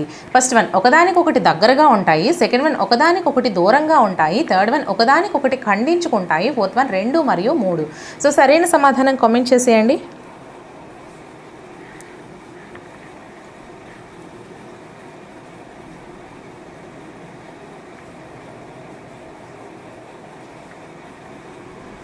First one is the right answer, ఒకదానికొకటి దగ్గరగా ఉంటాయి. భూమి వాలు ఎత్తుగా ఉంటే కాంటూరు రేఖలు అనేవి ఒకదానికొకటి దగ్గరగా ఉంటాయి.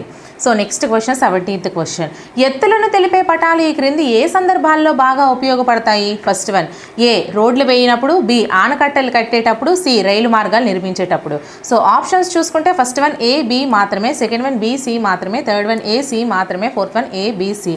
సో సరైన సమాధానం కామెంట్ చేసేయండి.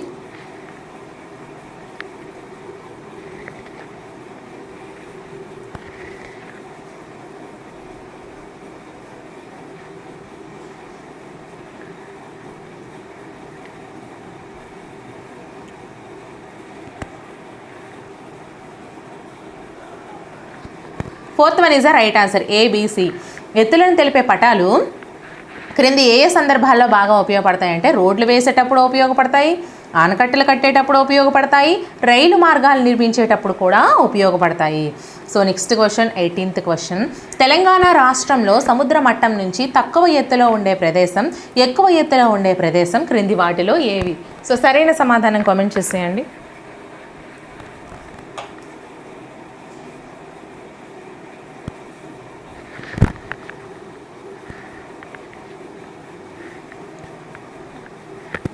ఆప్షన్స్ చదవలేదు కదా, ఒకసారి చదువుకుని మీరే ఆన్సర్ చేసేయండి. Second one is the right answer అమ్మ, గోదావరి నదీ ప్రాంతము, తెలంగాణ పీఠభూమి ప్రాంతము. తెలంగాణ రాష్ట్రంలో సముద్ర మట్టం నుంచి తక్కువ ఎత్తులో ఉండే ప్రదేశం గోదావరి నదీ ప్రాంతం అయితే ఎక్కువ ఎత్తులో ఉండే ప్రదేశం తెలంగాణ పీఠభూమి ప్రాంతము. So next question 19th question, పటాలను గురించి అధ్యయనం చేసే శాస్త్రం ఏది? First one cryptography, second one cartography, third one canography, fourth one choreography. So సరైన సమాధానం కామెంట్ చేసేయండి.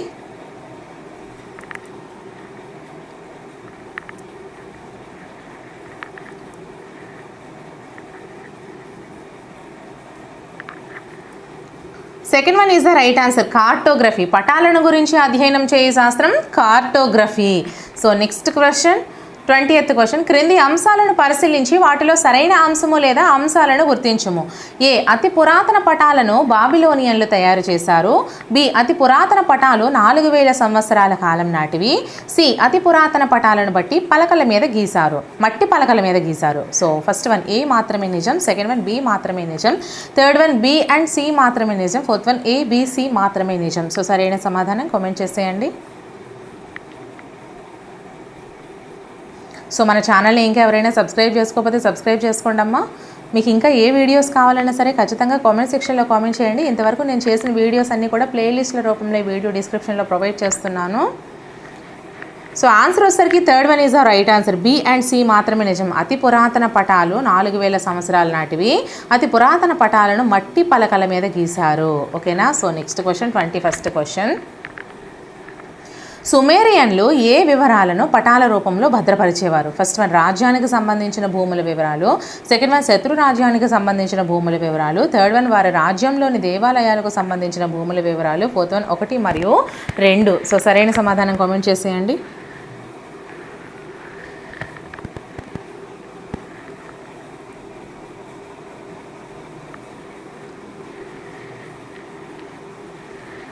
Third one is the right answer. వారి రాజ్యంలోని దేవాలకు సంబంధించిన భూముల వివరాలు పటాల రూపంలో సుమేరియన్లు భద్రపరిచేవారు. So next question, 22nd question.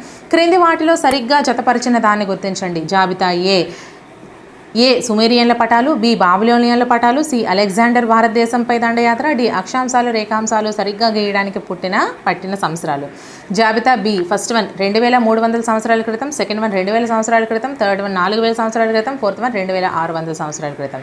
So options ఒకసారి మనం చూసుకున్నట్లయితే ఈ విధంగా అయితే ఆప్షన్స్ ఉన్నాయి. ఒకసారి ఆప్షన్స్ చదువుకొని ఆన్సర్స్ కామెంట్ చేసేయండి.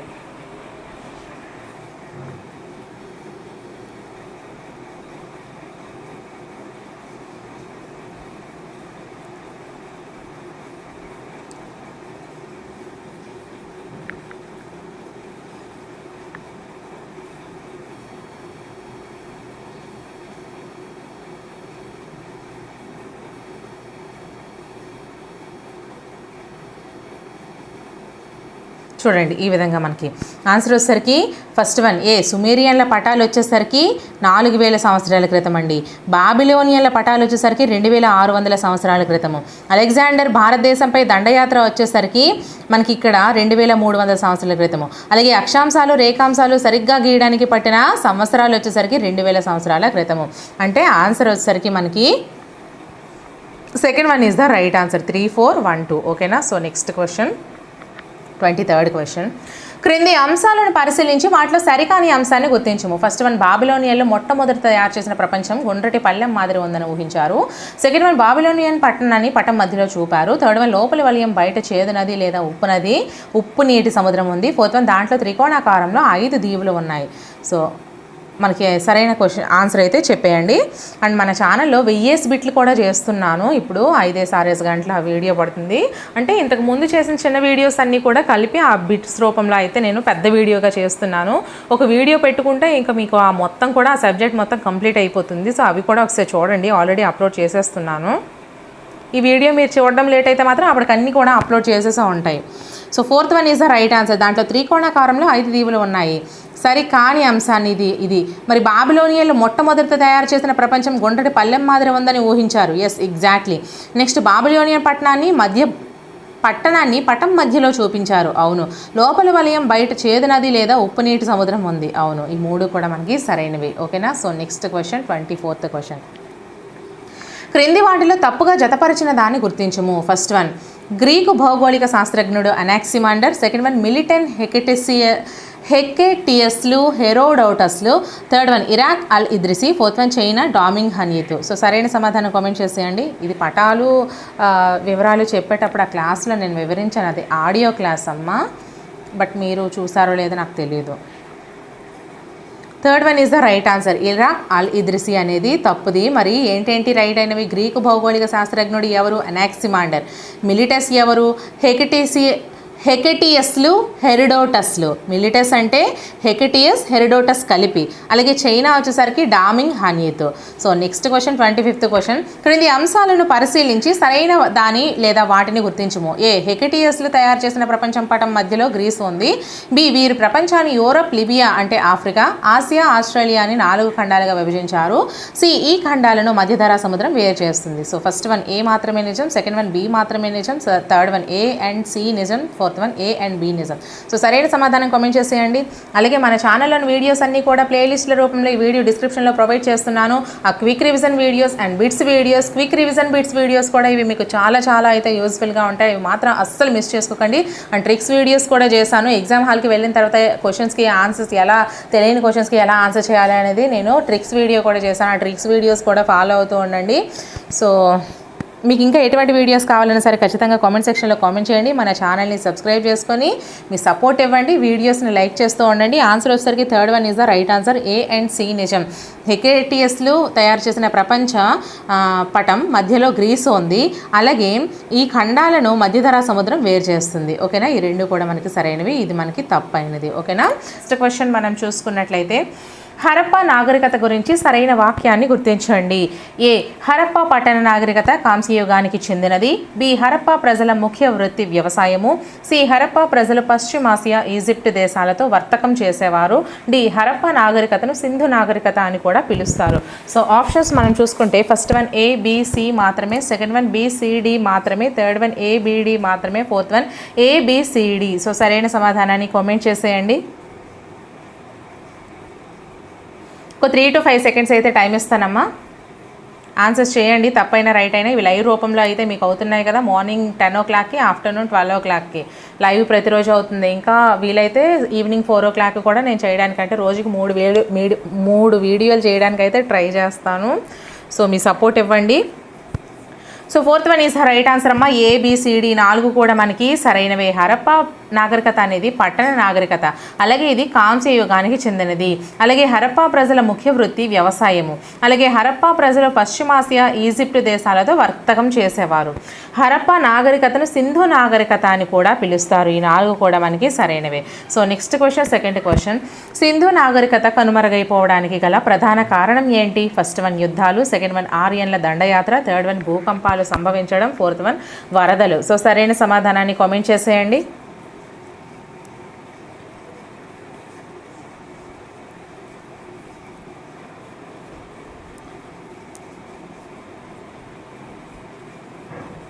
Fourth one is the right answer, వరదలు. సింధు నాగరికత కనుమరుగైపోవడానికి గల ప్రధాన కారణం వరదలు అండి. So next question, third question, Harappa ప్రజల గురించి సరైన వాక్యాన్ని గుర్తించండి. ఏ, హరప్పా ప్రజలు ప్రధానంగా అమ్మ తల్లి పశుపతిని పూజించేవారు.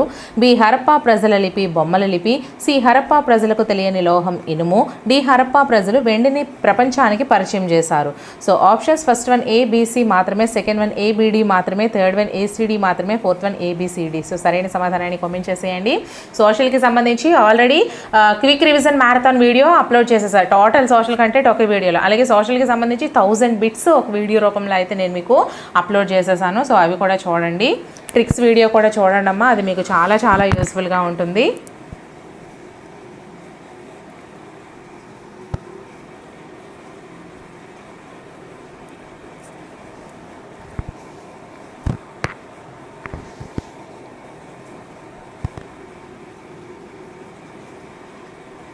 Fourth one is the right answer, A B C D 4 కూడా సరైనవే. హరప్పా ప్రజల గురించి, హరప్పా ప్రజలు ప్రధానంగా అమ్మ తల్లిని పశుపతిని పూజించేవారు. హరప్పా ప్రజల లిపి బొమ్మల లిపి. హరప్పా ప్రజలకు తెలియని లోహం ఇనుము. హరప్పా ప్రజలు వెండిని ప్రపంచానికి పరిచయం చేశారు. ఈ 4 కూడా మనకి 4 క్వశ్చన్స్ రూపంలో అయితే అడిగే అవకాశం ఉంది కాబట్టి ప్రతిదీ మీకు చాలా చాలా important. So next question, fourth question, Harappa ప్రజల ప్రపంచానికి పరిచయం చేసిన పంట ఏది? ఫస్ట్ వన్ వరి, సెకండ్ వన్ గోధుమ, థర్డ్ వన్ పత్తి, ఫోర్త్ వన్ మొక్కజొన్న. సో సరైన సమాధానం కామెంట్ చేసేయండి.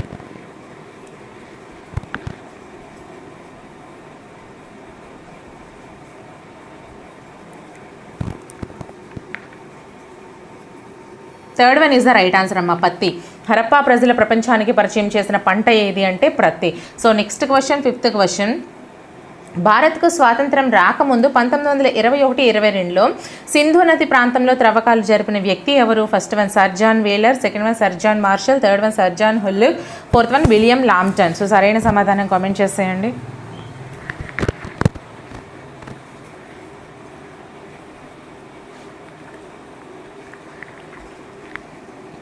Second one is the right answer. Sir John Marshall భారత్కు స్వాతంత్రం రాకముందు 1921-22 సింధు నది ప్రాంతంలో త్రవ్వకాలు జరిపిన వ్యక్తి సర్ జాన్ మార్షల్ అండి. So next question, sixth question, Harappa ప్రజల గురించి సరైన వాక్యాలను గుర్తించండి. ఏ, వీరు పట్టణాలను ఒక ప్రణాళికాబద్ధంగా నిర్మించారు. బి, వీరు సరుకుల రవాణాలకు ఎద్దుల బండి మరియు పడవలను ఉపయోగించేవారు. సి, వీరు ఇనుమును ఉపయోగించి పనిముట్లను తయారు చేసేవారు. డి, వీరు దేవాలయాలు నిర్మించి అమ్మ తల్లికి పూజలు చేసేవారు. So first one A, B మాత్రమే, సెకండ్ వన్ బీసీ మాత్రమే, third one ABD, fourth one B C D. So సరైన సమాధానం కామెంట్ చేసేయండి.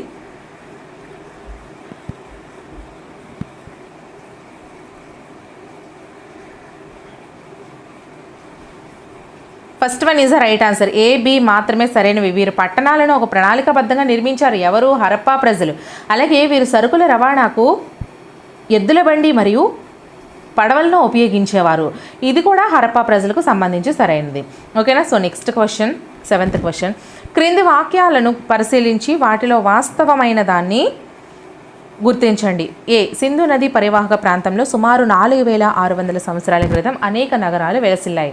బి, ఇవి 900 ఏండ్లు వరదిల్లి ఆ తర్వాత పతనం చెందాయి. సి, హరప్పా ప్రజలు ప్రతి ఉన్నితో బట్టలను తయారు చేసేవారు. So options, first one A మాత్రమే, second one BC, third one A B, fourth one A B C. So సరైన సమాధానాన్ని కామెంట్ చేసేయండి.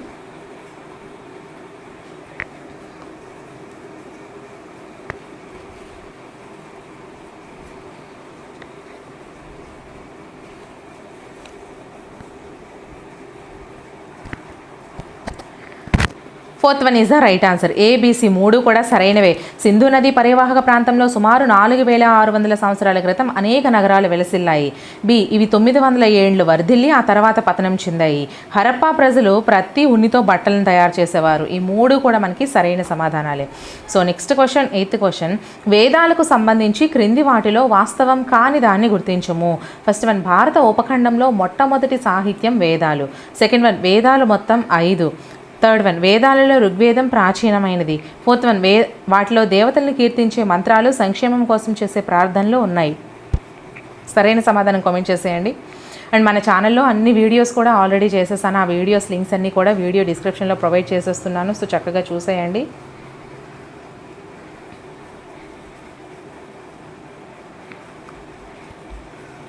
Second one is the right answer. వేదాలు మొత్తం 5 కాదండి, 4. కాబట్టి ఇది మనకి తప్పు ఆన్సర్ అవుతుంది. మరి మిగతావి రైట్ ఏంటి? భారత ఉపఖండంలో మొత్తం సాహిత్యం వేదాలండి. మొట్టమొదటి సాహిత్యం అనేది వేదాలు. అలాగే వేదాలలో ఋగ్వేదం అనేది అతి ప్రాచీనమైనది. ఈ వేదాలలో దేవతల్ని కీర్తించే మంత్రాలు సంక్షేమం కోసం చేసే ప్రార్థనలు ఉన్నాయి. ఓకేనా? వేదాలు మొత్తం 5 కాదు, 4. 5 ఇచ్చాడు కాబట్టి ఇది మనకి తప్పుది.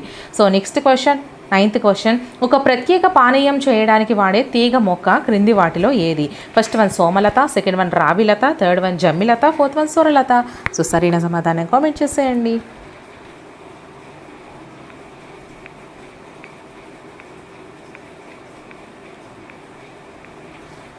First one is the right answer అమ్మా, సోమలత. ఓకేనా? ఇక్కడ మనకి ఒక ప్రత్యేక పానీయాన్ని తయారు చేయడానికి వాగే తీగ మొక్క ఏది అంటే సోమలత అనే తీగ మొక్క. So next question, 10th question, వేటగాడు వేట కోసం అన్వేషించినట్లే మేము కూడా సంపద కోసం అన్వేషిస్తున్నాము అని పేర్కొన్న ప్రార్థన ఏ దేవతకు ఉద్దేశించినది? సో ఆప్షన్స్ మనం చూసుకుంటే ఫస్ట్ వన్ అగ్ని, సెకండ్ వన్ ఇంద్రుడు, థర్డ్ వన్ సోమలత, ఫోర్త్ వన్ వరుణుడు. సో సరైన సమాధానం కామెంట్ చేసేయండి.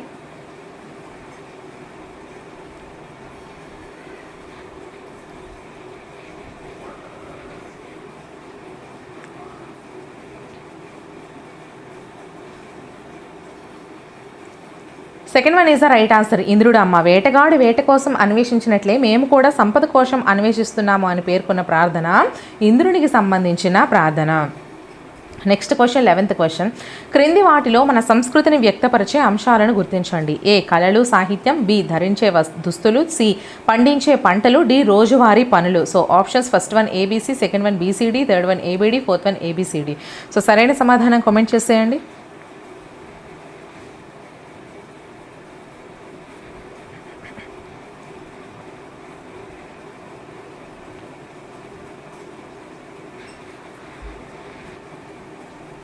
Fourth one is the right answer అమ్మా.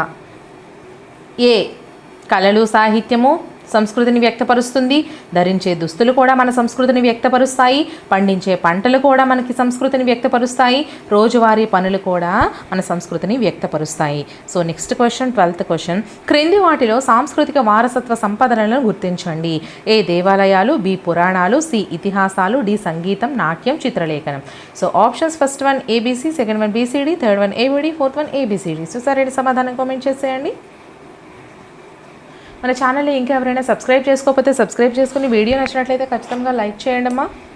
అన్ని సబ్జెక్ట్స్ కూడా చేస్తున్నాను. సైకాలజీ, మ్యాథ్స్ ఇవైతే నేను మీకు 4 ఆప్షన్స్ కూడా ఎక్స్ప్లెయిన్ చేస్తూ చెప్తున్నాను. 4th one is the right answer. A B C D 4 కూడా సరైనవే. దేవాలయాలు, సాంస్కృతిక వారసత్వ సంపదలలో ఏంటంటే దేవాలయాలు, పురాణాలు, ఇతిహాసాలు, సంగీతము, నాట్యము, చిత్రలేఖనం ఇవన్నీ కూడా మనకి సాంస్కృతిక వారసత్వ సంపద క్రిందకే వస్తాయి. So next question, 13th question. క్రింది వాటిలో సరిగా జతపరిచిన దానిని గుర్తించుము. ఫస్ట్ వన్ హరప్పా ప్రజల ముఖ్య వృత్తి వ్యవసాయము, సెకండ్ వన్ హరప్పా వారి ప్రధాన రేవు పట్టణం లోథల్, థర్డ్ వన్ హరప్పా వారు వర్తకం చేసిన దేశాలు దక్షిణాసియా, ఫోర్త్ వన్ హరప్పా వారి లిపి బొమ్మల లిపి. సో సరైన సమాధానం కామెంట్ చేసేయండి.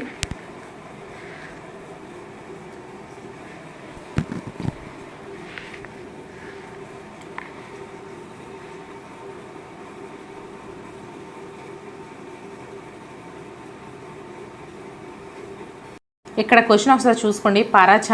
పరచని తప్పదు గుర్తించమన్నాడు. సో హరప్పా వారు వర్తకం చేసిన దేశాలు దక్షిణాసియా అనేది మనకి ఇక్కడ తప్ప ఆన్సర్ అవుతుందమ్మా. సో మిగతా హరప్పా ప్రజల ముఖ్య వృత్తి వ్యవసాయము, హరప్పా వారి ప్రధాన రేవు పట్టణం లోథల్, హరప్పా వారి లిపి బొమ్మల లిపి 3 కూడా మనకి సరైన సమాధానాలే. So next question, 14th question. 10,000 సంవత్సరాల పూర్వం నుండే వ్యవసాయం మరియు జంతువులను మచ్చిక చేసుకోవడం ప్రారంభించిన వారు ఎవరు? బెలూచిస్తాన్లోని ఫస్ట్ వన్ బెలూచిస్తాన్లోని వాయువ్య ప్రాంతం వరకు, సెకండ్ వన్ నవీన సిరియా మరియు పాలస్తీనా వాసులు, థర్డ్ వన్ సింధ్, పంజాబ్, గుజరాత్ వాసులు, ఫోర్త్ వన్ తూర్పు ఆసియా వాసులు. సో సరైన సమాధానం కామెంట్ చేసేయండి.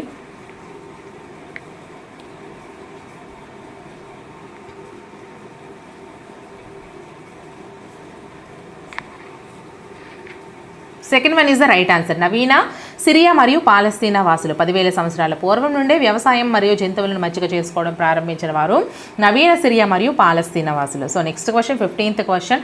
హరప్పా నాగరికత యొక్క సరిహద్దులను సరిగా గుర్తించము. ఫస్ట్ వన్ ఉత్తరం, సెకండ్ వన్ దక్షిణం, థర్డ్ వన్ పడమర, ఫోర్త్ వన్ తూర్పు. సో రైట్ సైడ్ చూసుకుంటే ఏ పంజాబ్ మరియు Haryana, B Baluchistan, C Gujarat, D Afghanistan. So options చూసుకుంటే first one CABD, second one B C D A, third one D C B A, fourth one A C B D. So సరైన సమాధానం కామెంట్ చేసేయండి.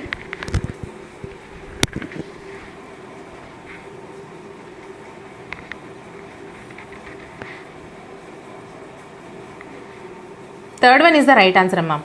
ఇక్కడ డీసీబీఏ ఉత్తరం అనేది ఆఫ్ఘనిస్తాన్, అలాగే దక్షిణం అనేది గుజరాత్, పడమర వచ్చేసరికి బెలూచిస్తాన్, తూర్పు వచ్చేసరికి పంజాబ్ మరియు హర్యానా. హరప్పా నాగరికత యొక్క సరిహద్దులు అయితే ఏ విధంగా ఉన్నాయి? ఉత్తరాన ఆఫ్ఘనిస్తాన్, దక్షిణాన గుజరాత్, పడమరన బెలూచిస్తాన్, తూర్పున పంజాబ్ మరియు Haryana.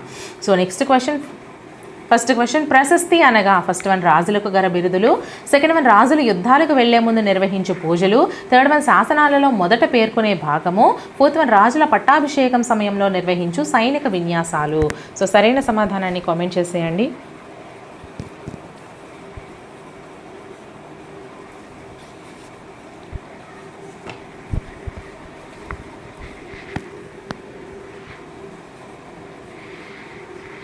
Third one is the right answer. ప్రశస్తి అనగా శాసనాలలో మొదట పేర్కొనే భాగాన్ని ప్రశస్తి అంటారు. శాసనాలలో మొదట పేర్కొనే భాగాన్ని ప్రశస్తి అంటారు. Next question, second question. కల్హణుడు ఏ ప్రాంతాన్ని పాలించిన రాజులపై సంస్కృతంలో పద్యాలు రాశాడు? First one Karnataka, second one Magadha, third one Kashmir, fourth one పాటలీపుత్రం. సో సరైన సమాధానం కామెంట్ చేసేయండి.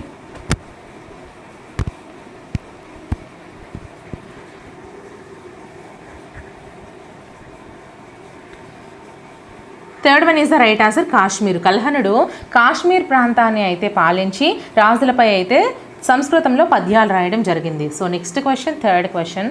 ప్రశస్తులు ఏ రకమైన వివరాలను తెలియజేస్తాయి? ఏ పాలకుల కుటుంబాలు వారి పూర్వపు రాజుల గురించి, బి పాలకుల ఘనతలు విజయాలు, సి రాజులు బ్రాహ్మణులకు చేసిన భూదానాలు. So options first one A B మాత్రమే, సెకండ్ వన్ బీసీ మాత్రమే, థర్డ్ వన్ ఏసీ మాత్రమే, ఫోర్త్ వన్ ఏబీసీ. సో సరైన సమాధానాన్ని కామెంట్ చేసేయండి.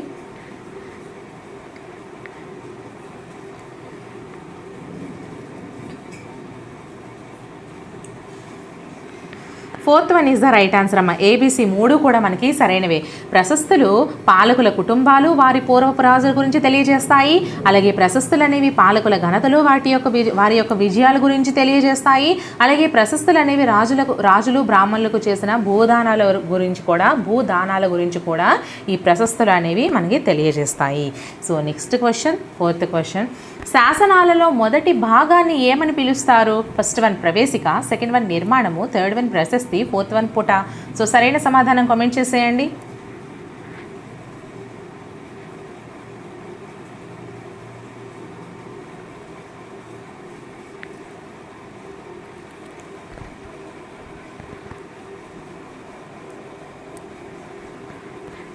Third one is the right answer. శాసనాల్లో మొదటి భాగాన్ని ప్రశస్తి అని పిలుస్తారు. నెక్స్ట్ క్వశ్చన్, ఫిఫ్త్ క్వశ్చన్, త్రైపాక్షిక పోరాటంలో పాల్గొనని వారు ఎవరు? ఫస్ట్ వన్ గూర్జర ప్రతిహరులు, సెకండ్ వన్ రాష్ట్రకూటులు, థర్డ్ వన్ చందేలులు, ఫోర్త్ వన్ పాల వంశపు రాజులు. సో సరైన సమాధానాన్ని కామెంట్ చేసేయండి.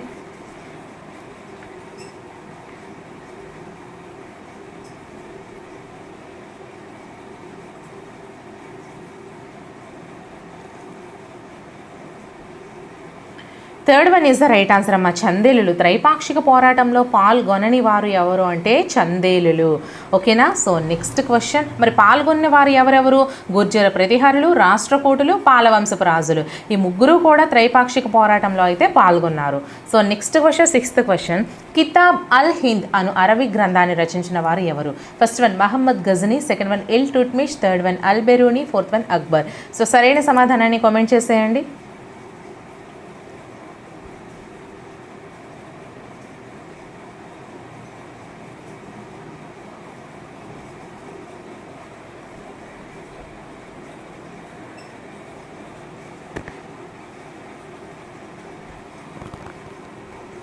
Third one is the right answer, al Biruni. Kitab al Hind అను అరబిక్ గ్రంథాన్ని రచించిన వారు al Biruni. Next question, seventh question, 1192లో 3వ పృథ్వీరాజ్ చౌహాన్ ఎవరి చేతిలో వధించబడ్డాడు అంటే చంపబడ్డాడు? First one Mahmud Ghazni, second one Mohammed Ghori, third one Qutbuddin Aibak, fourth one Mohammed bin Tughlaq. So సరైన సమాధానాన్ని కామెంట్ చేసేయండి. అండ్ నేను ఇంతవరకు చేసిన వీడియోస్ అన్నీ కూడా ప్లేలిస్ట్ల రూపంలో ఈ వీడియో డిస్క్రిప్షన్లో లింక్స్ ప్రొవైడ్ చేస్తున్నాను. సో ఎగ్జామ్కి వెళ్ళే ముందు చూసుకోండి. అలాగే వీడియోస్ నచ్చినట్లయితే ఖచ్చితంగా లైక్ చేయండి. మన ఛానల్ని తప్పకుండా సబ్స్క్రైబ్ చేసుకోండి. ట్రిక్స్ వీడియో అనేది మీకు చాలా యూస్ఫుల్గా ఉంటుంది. ఆ ట్రిక్స్ వీడియో కూడా ఫాలో అవుతూ ఉండండి. మీకు ఇంకా ఎటువంటి వీడియోస్ కావాలన్నా సరే ఖచ్చితంగా కామెంట్ సెక్షన్లో మెన్షన్ చేయండి. ఆ వీడియోస్ అయితే నేను ప్రిపేర్ చేస్తాను.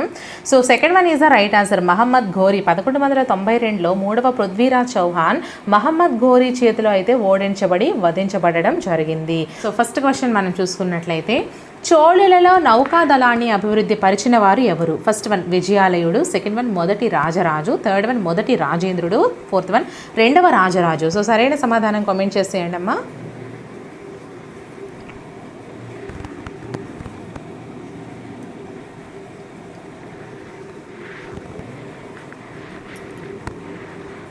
Third one is the right answer, మొదటి రాజేంద్రుడు. చోళులలో నౌకాదళాన్ని అభివృద్ధి పరిచిన వారు ఎవరు అంటే మొదటి రాజేంద్రుడు. So next question, ninth question, చోళుల గురించి సరైన వాక్యాన్ని గుర్తించండి. ఏ చోళులలో శక్తివంతుడైన రాజు మొదటి రాజరాజు, బి మొదటి రాజరాజు పాండ్య పల్లవ ఉత్తర దక్షిణ ప్రాంతాలను తన ఆధీనంలోనికి తెచ్చుకున్నాడు, సి మొదటి రాజరాజు సామ్రాజ్య పరిపాలనను పునర్వ్యవస్థీకరించాడు, డి మొదటి రాజరాజు నౌకాదళాన్ని అభివృద్ధి పరిచాడు. So options first one A B C మాత్రమే, సెకండ్ వన్ బిసిడి మాత్రమే, థర్డ్ వన్ ఏబిడి మాత్రమే, ఫోర్త్ వన్ ఏబిసిడి. సో సరైన సమాధానాన్ని కామెంట్ చేసేయండి.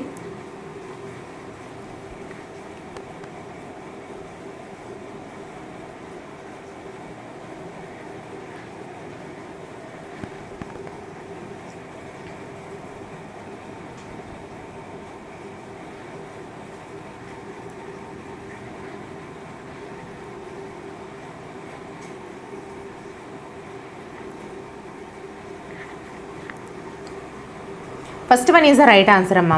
ఏబిసి మాత్రమే మనకి సరైన వాక్యాలు. చోళులలో శక్తివంతుడైన రాజు ఎవరు? మొదటి రాజరాజు. అలాగే మొదటి రాజరాజు పాండ్య పల్లవ ఉత్తర దక్షిణ ప్రాంతాలను తన ఆధీనంలోనికి తెచ్చుకున్నాడు. అలాగే మొదటి రాజరాజు సామ్రాజ్య పరిపాలన పునర్వ్యవస్థీకరించాడు. ఈ మూడు కూడా మనకి సరైన సమాధానాలు.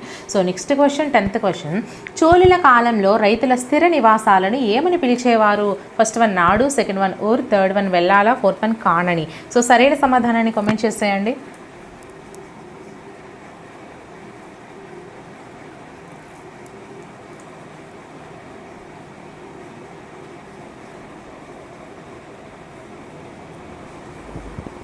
Second one is the right answer అమ్మ. ఉర్ అని పిలిచేవారు. చోళుల కాలంలో రైతుల స్థిర నివాసాలని ఏమని పిలిచేవారు? ఉర్ అని పిలిచేవారు. So next question, 11th question. చోళ రాజులు ధనవంతులైన భూస్వాములకు ఏమని బిరుదులు ఇచ్చేవారు? ఫస్ట్ వన్ ఒరయూర్ నాయర్, సెకండ్ వన్ అనయ్యార్, థర్డ్ వన్ మువ్వేంద వేలన్, ఫోర్త్ వన్ మువ్వేంగ నాయకన్. సో సరైన సమాధానం కామెంట్ చేసేయండి.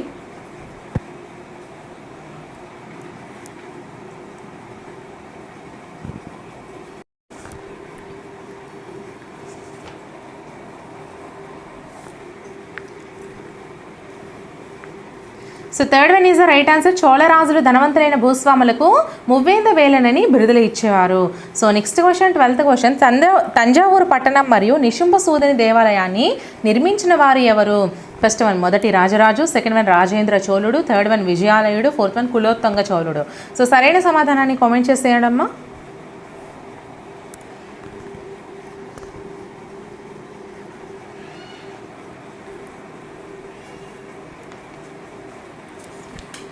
Third one is the right answer, విజయాలయుడు. తంజావూరు పట్టణం మరియు నిశుంభ సూధిని దేవాలయాన్ని నిర్మించిన వారు ఎవరు అంటే విజయాలయుడు. ఓకేనా? So next question జతపరచండి.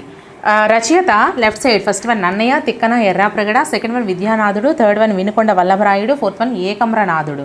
సో గ్రంథం పేరు A Prataparudra Charitra, B Kridabhiramam, C Prataparudra Yashobhushanam, D Srimadandhra Mahabharatam. So options first one CABD, second one DCBA, third one ఏడ్సిబిడి, ఫోర్త్ వన్ బీడీసీఏ. సో సరైన సమాధానాన్ని కామెంట్ చేసేయండి.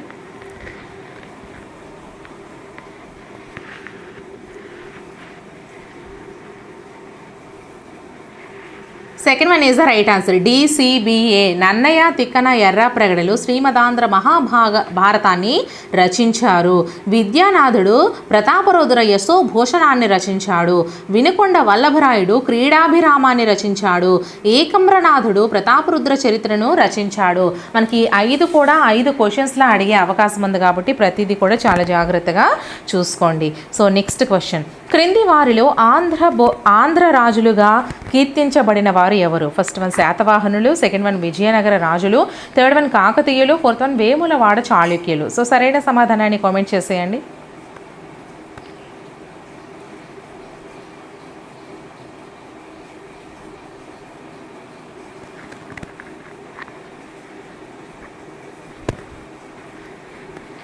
Third one is the right answer, కాకతీయులు. క్రింది వారిలో ఆంధ్ర రాజులుగా కీర్తింపబడిన వారు కాకతీయులు. So next question, third question. క్రింది వాటిలో సరైన వాక్యాన్ని గుర్తించండి. ఏ కాకతీయ వంశ మూల పురుషుడు దుర్జయ, సెకండ్ వన్ బి కాకతీయులు తెలుగును ఆస్థాన భాషగా గుర్తించారు, సి కాకతీయుల శాసనాలను తెలుగు భాషలో వేయించారు, డి కాకతీయులు తెలుగు భాష మాట్లాడే ప్రాంతం సమైక్యతకు కృషి చేశారు. So options first one ABC, second one BCD, third one A C D, fourth one A B C D. So సరైన సమాధానాన్ని కామెంట్ చేసేయండి.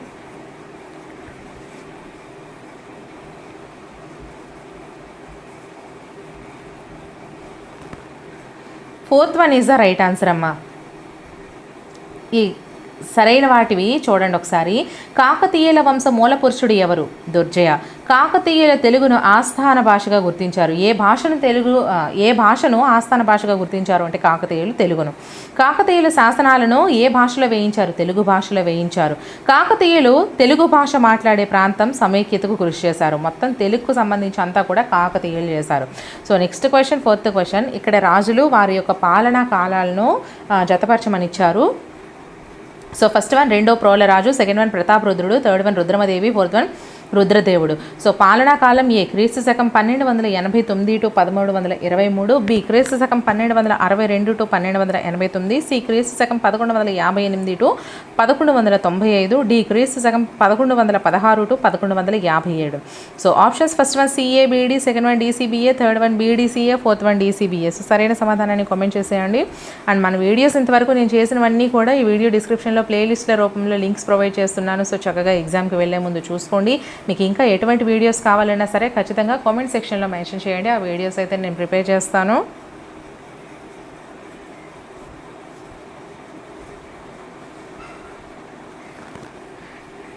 Second one is the right answer అమ్మ, డిసిబిఏ. రెండో ప్రోలరాజు పాలనా కాలం వచ్చేసరికి క్రీస్తు శకం 1116 టు 1152. 57. అలాగే ప్రతాపరుద్రుడు పరిపాలనా కాలం క్రీస్తకం 1158 టు 1195. రుద్రమదేవి క్రీస్తకం 1262 టు 1289. రుద్రదేవుడు యొక్క పాలనా కాలం క్రీస్తకం 1289 టు 1323 అండి. ఓకేనా. So next question, 5th question. కాకతీయుల వంశ దైవం ఏది? ఫస్ట్ వన్ స్వయంభూ శివాలయం, సెకండ్ వన్ శ్రీశైలం మల్లికార్జున స్వామి, థర్డ్ వన్ వేములవాడ రాజరాజేశ్వర స్వామి, ఫోర్త్ వన్ కొండగట్టు ఆంజనేయ స్వామి. సో సరైన సమాధానం కామెంట్ చేసేయండి.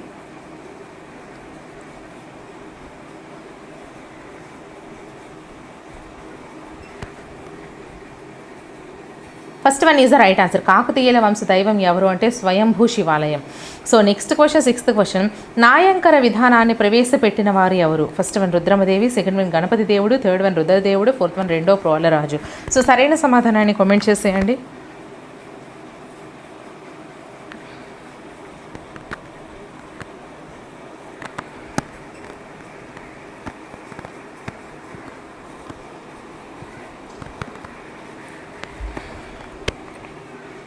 First one is the right answer. Rudramadevi. నాయంకర విధానాన్ని ప్రవేశపెట్టిన వారు రుద్రమదేవి అండి. So next question, 7th question. కాకతీయుల కాలంలో నాయంకరులుగా పిలువబడినవి ఏవి? ఫస్ట్ వన్ పెద్ద చెరువులు, సెకండ్ వన్ శిస్తు వసూలు చేసుకునే హక్కు గల గ్రామాలు, థర్డ్ వన్ దేవాలయాలు, ఫోర్త్ వన్ సామంత రాజులు. సో సరైన సమాధానాన్ని కామెంట్ చేసేయండి.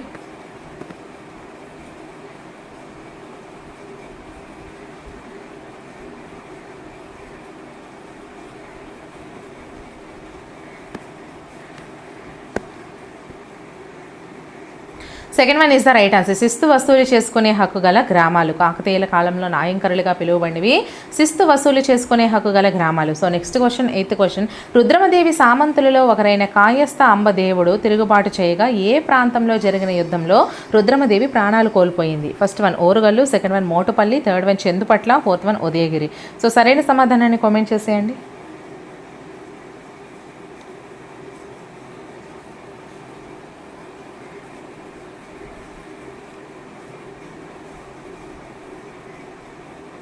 Third one is the right answer అమ్మ. చందుపట్ల. రుద్రమదేవి సామంతులలో ఒకరైన ఎవరు తిరుగుబాటు చేశారు? కాయస్థ అంబదేవుడు. అయితే ఏ ప్రాంతంలో అంటే చందుపట్ల ప్రాంతంలో రుద్రమదేవి అయితే ప్రాణాలు కోల్పోవడం జరిగింది. So next question, 9th question. Motupalli అభయ శాసనాన్ని వేయించిన కాకతీయ రాజు ఎవరు? First one Rudramadevi, second one Ganapati దేవుడు, థర్డ్ వన్ ప్రతాపరుద్రుడు, ఫోర్త్ వన్ రుద్రదేవుడు. సో సరైన సమాధానాన్ని కామెంట్ చేసేయండి.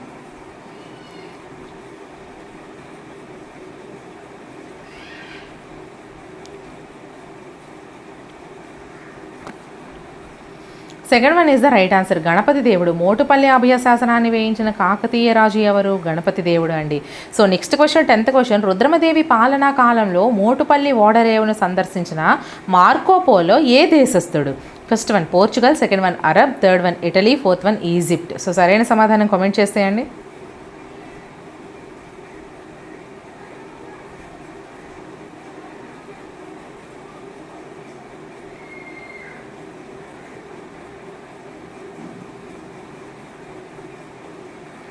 Third one is the right answer. Italy. Rudramadevi పాలనా కాలంలో మోటుపల్లి ఓడరేవును సందర్శించిన మార్కోపోలో ఇటలీ దేశస్థుడు. So next question, 11th question. Rudramadevi పాలన గురించి సరైన వాక్యాన్ని గుర్తించము.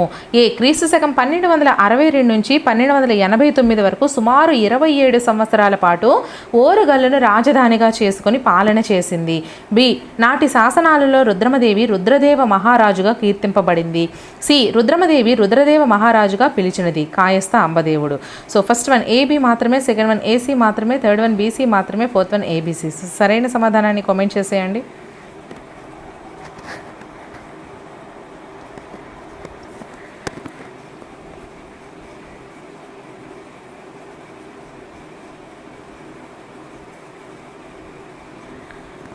First one is the right answer. A B మాత్రమే సరైనవి.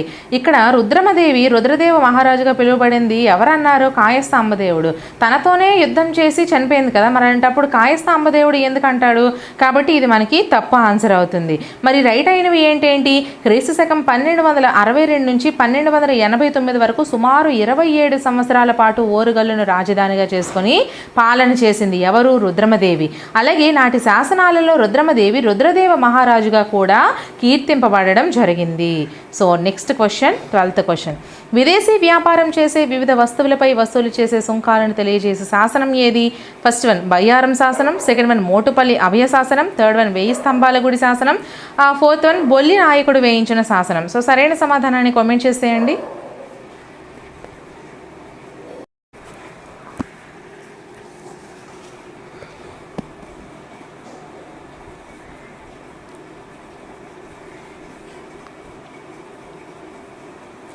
Second one is the right answer అమ్మ. మోటుపల్లి అభయ శాసనం. విదేశీ వ్యాపారం చేసే వివిధ వస్తువులపై వసూలు చేసే సుంకాలను తెలియజేసే శాసనం ఏది అంటే మోటుపల్లి అభయ శాసనం. ఓకేనా. So next question 13th question. కాకతీయుల రాజ్య ఆదాయంలో అధిక భాగం దేని వల్ల సమకూరేది? ఫస్ట్ వన్ యుద్ధాల వల్ల దోచుకున్న ధనం మూలంగా, సెకండ్ వన్ వ్యవసాయ భూములపై పన్ను, ఇంటి పన్ను ద్వారా వచ్చిన ఆదాయం, థర్డ్ వన్ విదేశీ వాణిజ్యం చేసే వర్తకులు ఓడరేవుల దగ్గర చెల్లించే సుంకాల ద్వారా, ఫోర్త్ వన్ సామంత రాజులు ఇచ్చే కానుకల ద్వారా. సో సరైన సమాధానం కామెంట్ చేసేయండి.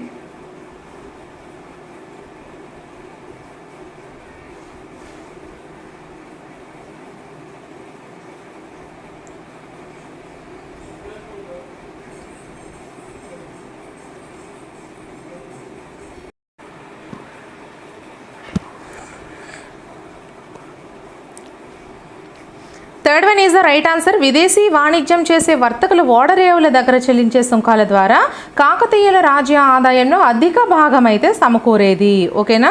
So next question 14th question. పల్నాటి వీరుల కథను రచించిన వారు ఎవరు? First one Gona Buddha Reddy, second one Nanne చోడుడు, థర్డ్ వన్ శ్రీనాథుడు, ఫోర్త్ వన్ వినుకొండ వల్లభరాయుడు. సో సరైన సమాధానాన్ని కామెంట్ చేసేయండి అమ్మా.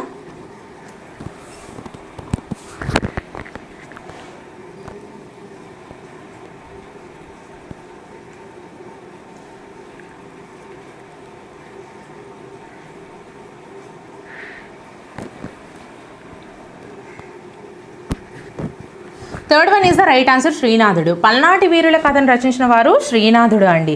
Next question 15th question. కాకతీయుల కాలం నాటి బంగారు నాణ్యం ఏది? ఫస్ట్ వన్ గజకేసరి, సెకండ్ వన్ సువర్ణ కంకణం, థర్డ్ వన్ శ్రీ అహిత గజకేసరి, ఫోర్త్ వన్ స్వర్ణ కుంభం. సో సరైన సమాధానాన్ని కామెంట్ చేసేయండి.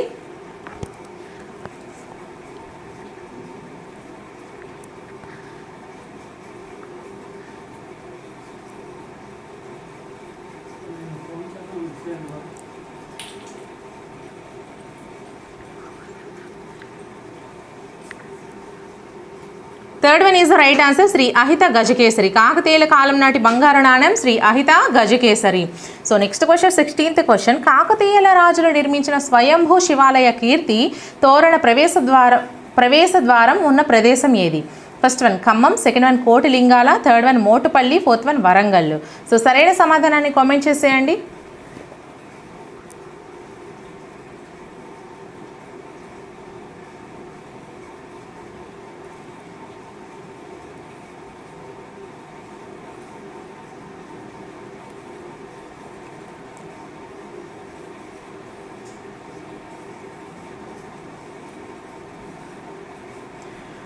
Fourth one is the right answer Warangal అండి. కాకతీయ రాజులు నిర్మించిన స్వయంభూ శివాలయ కీర్తి తోరణ ప్రవేశ ద్వారం ఉన్న ప్రదేశం వరంగల్. ఓకేనా. So next question 17th question. ఏ సంవత్సరంలో కాకతీయ వంశ పాలన ముగిసింది? ఫస్ట్ వన్ క్రీస్తు శకం 1303, సెకండ్ వన్ క్రీస్తు శకం 1304, థర్డ్ వన్ క్రీస్తు శకం 1322, ఫోర్త్ వన్ క్రీస్తు శకం 1323. సో సరైన సమాధానాన్ని కామెంట్ చేసేయండి.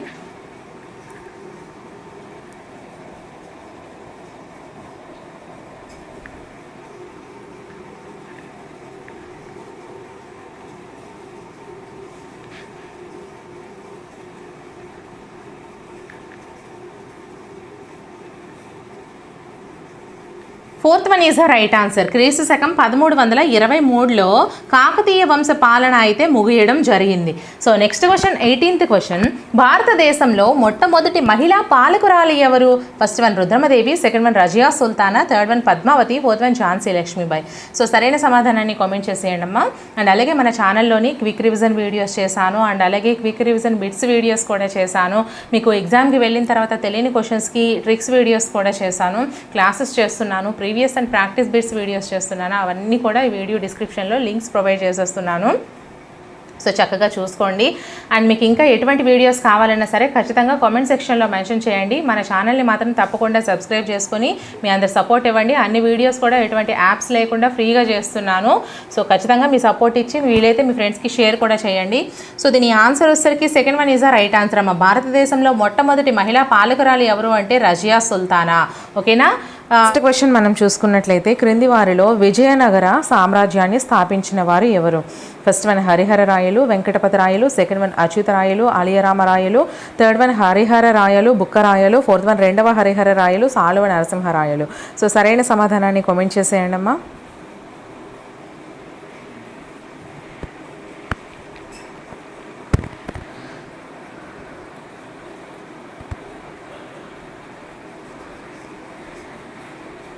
Third one is the right answer అమ్మ. హరిహర రాయలు, బుక్కరాయలు. ఇవి మీకు ఎగ్జామ్స్ అనేవి లైవ్ రూపంలో కండక్ట్ చేస్తున్నా కాబట్టి ఆ ఆన్సర్స్ అయితే కామెంట్ చేయడానికి ట్రై చేయండి. ఓకేనా. సో నేను చెప్పేటప్పుడు మీకు అది క్లియర్గా గుర్తుంటుంది. సో విజయనగర సామ్రాజ్యాన్ని స్థాపించిన వారు ఎవరెవరు అంటే హరిహర రాయలు, బుక్కరాయలు.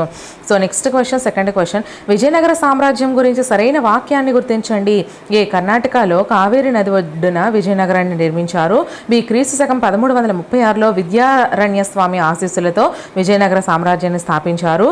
సి విజయనగర సామ్రాజ్యం సుమారు 250 సంవత్సరాలు వర్ధిల్లింది. డి విజయనగర రాజుల్లో కొందరు తమిళ భాషలో మాట్లాడేవారు. First one ABC, second one BC, third one ABD, fourth one A B C D. So సరైన సమాధానాన్ని కామెంట్ చేసేయండి.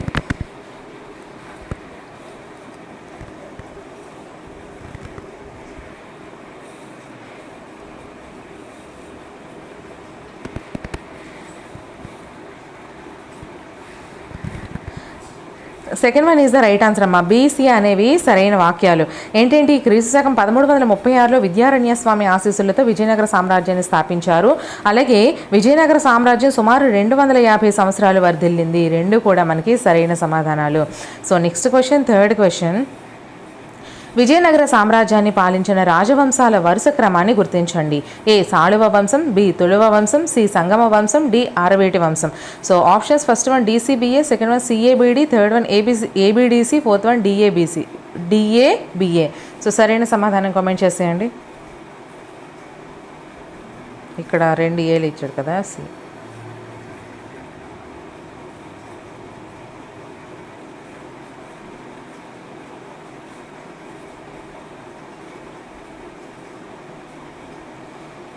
సో ఆన్సర్ వచ్చేసరికి second one is the right answer అమ్మా. సిఏబిడి. చూడండి, ఫస్ట్ సంగమ వంశం అండి, ఇది ఫస్ట్ వన్ వచ్చేసరికి సంగమ వంశం. అలాగే సాళువ వంశం వచ్చేసరికి రెండవది, ఆ తర్వాత తుళువ వంశం వచ్చేసరికి మూడవది, అరవేటి వంశం వచ్చేసరికి నాలుగవది. విజయనగర సామ్రాజ్యాన్ని పాలించిన రాజవంశాల వరుస క్రమం వచ్చేసరికి సంగమ వంశము, సాళువ వంశము, తుళువ వంశము, అరవేటి వంశము. ఓకేనా. ఇవి అయితే మనకి ఈ విధంగా క్రమం, వరుస క్రమం ఈ విధంగా ఉంది. Next question, fourth question, Bahmani రాజ్యాల గురించి సరైన వాక్యాన్ని గుర్తించండి. ఏ తుంగభద్ర నదికి ఉత్తరంగా ఈ రాజ్యాలు వెలిసాయి. బి వీరి ముఖ్య పట్టణం హంపి. సి బహమనీ రాజ్యాల్లో పెద్దవి బీజాపూర్, గోల్కొండ. డి బహమనీ రాజులు నిరంతరం యుద్ధాలు చేస్తూ తమ రాజ్య విస్తరణకు ప్రయత్నించాయి. So options first one ABC, second one ACD, third one BCD, fourth one A B C D. So సరైన సమాధానాన్ని కామెంట్ చేసేయండి.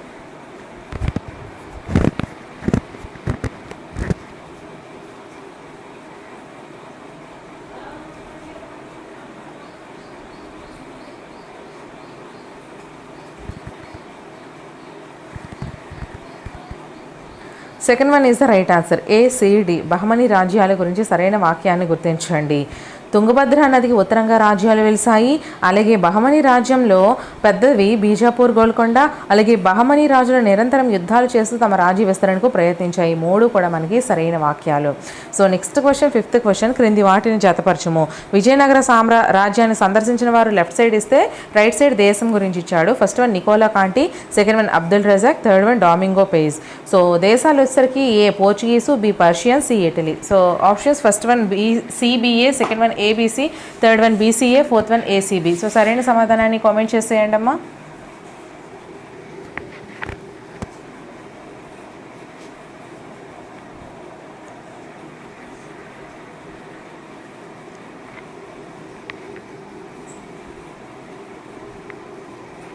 Second one is the right answer. Tungabhadra నది. విజయనగర పట్టణాన్ని ఏ నది ఒడ్డున నిర్మించారు అంటే తుంగభద్ర నది ఒడ్డున అయితే నిర్మించడం జరిగింది. So next question, 7th question. Vijayanagara కాలంలో అమర నాయకులుగా పిలువబడిన వారు ఎవరు? ఫస్ట్ వన్ విజయనగర రాజుల సామంతులు, సెకండ్ వన్ విజయనగర రాజుల ప్రధానమంత్రులు, థర్డ్ వన్ నాయకులుగా నియమించబడిన సైనిక దళాధిపతులు, ఫోర్త్ వన్ భూమి శిస్తు వసూలు చేయు అధికారి. సో సరైన సమాధానం కామెంట్ చేసేయండి.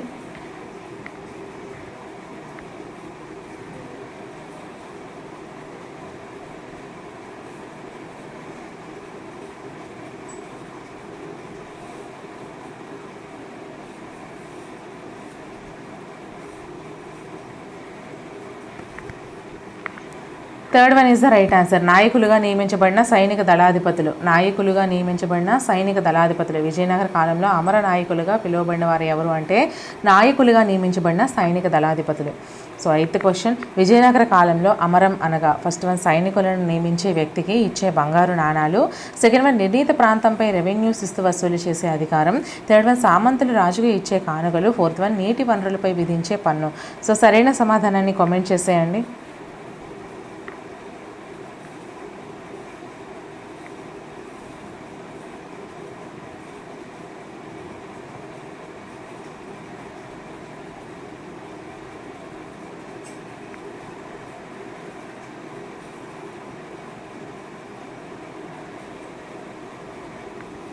Second one is the right answer. నిర్ణీత ప్రాంతంపై రెవెన్యూ శిస్తు వసూలు చేసే అధికారం. విజయనగర కాలంలో అమరం అనగా నిర్ణీత ప్రాంతంపై రెవెన్యూ శిస్తు వసూలు చేసే అధికారం అండి. So next question, 9th question. క్రింది వాటిని జతపరచుము అన్నాడు. సో ఫస్ట్ వన్ యాదయ్య గారి Mallana, second one Ramaraju Bhushanudu, third one Pingali Surana, fourth one Ayyalaraju Ramabhadrudu. So options: A Rajasekhara Charitra, B Vasu Charitra, C Kalapurnodayam, D Ramabhyudayam. So options చూసుకుంటే first one CABD, second one DCBA, third one ACBD, fourth one DABC. So సరైన సమాధానాన్ని comment చేసేయండి అమ్మా.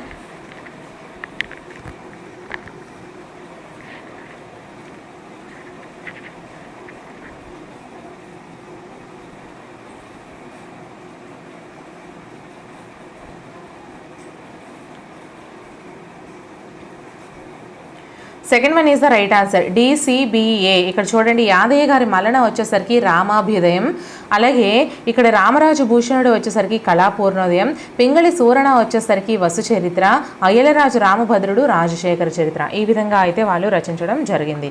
So next question, 10th question. క్రింది వారిలో ఘటికాచల మహాత్మ్యాన్ని రచించిన వారు ఎవరు? First one Allasani Peddana, second one Nandi Timmana, third one Dhurjati, fourth one Tenali Ramakrishnudu. So సరైన సమాధానాన్ని కామెంట్ చేసేయండి.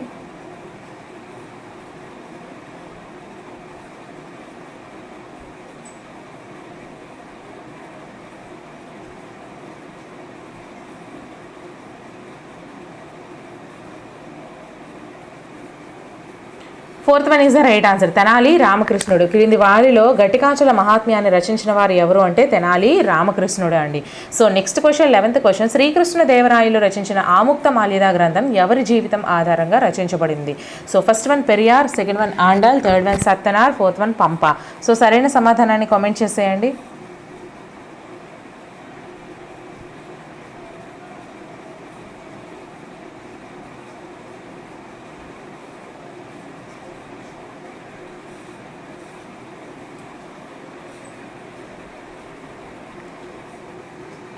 Second one is the right answer. Andal. Srikrishnadevarayalu రచించిన ఆముక్త మాల్యద గ్రంథం ఆండాల్ జీవితం ఆధారంగా అయితే రచించబడడం జరిగింది. So next question, 12th question. Srikrishnadevarayalu గురించి సరైన వాక్యాన్ని గుర్తించండి. ఏ బహమనీ సుల్తాన్లు గజపతులకు వ్యతిరేకంగా విజయనగర సైన్యాన్ని నడిపాడు, బి దక్షిణ ప్రాంతం కృష్ణా నదీ తీర ఓడరేవులపై నియంత్రణ సాధించాడు, సి తన సైన్యంలో పోర్చుగీసు దళాలను చేర్చుకొని వారితో దళాలను ఏర్పాటు చేశారు, డి తమ సామ్రాజ్యంలో గల దేవాలయాలపై ప్రత్యేక శ్రద్ధ వహించేవారు. So options first one ABD, second one ABC, third one BC, fourth one A B C D. So సరైన సమాధానాన్ని కామెంట్ చేసేయండి.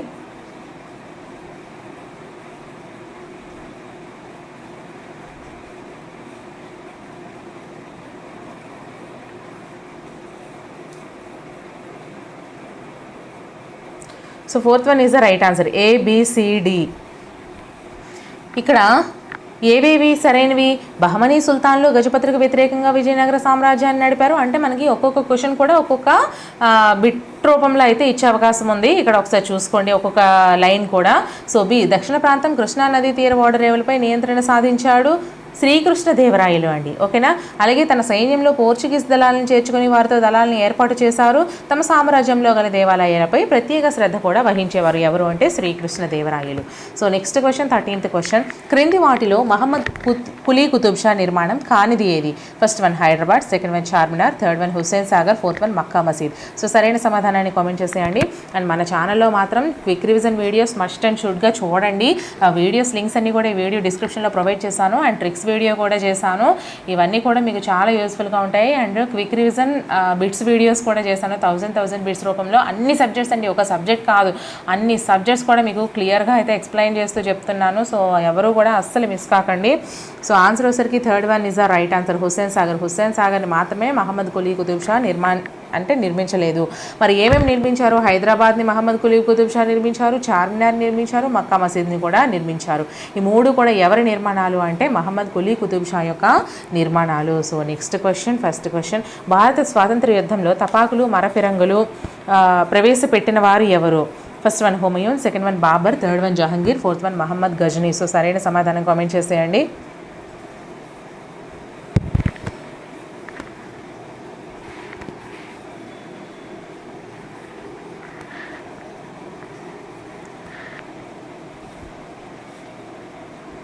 Second one is the right answer, Babur. భారత యుద్ధతంత్రంలో తుపాకులు మరఫిరింగులు ప్రవేశపెట్టిన వారు బాబర్ అండి. So next question, second question. Mughal సామ్రాజ్యం గురించి సరైన వాక్యాన్ని గుర్తించండి.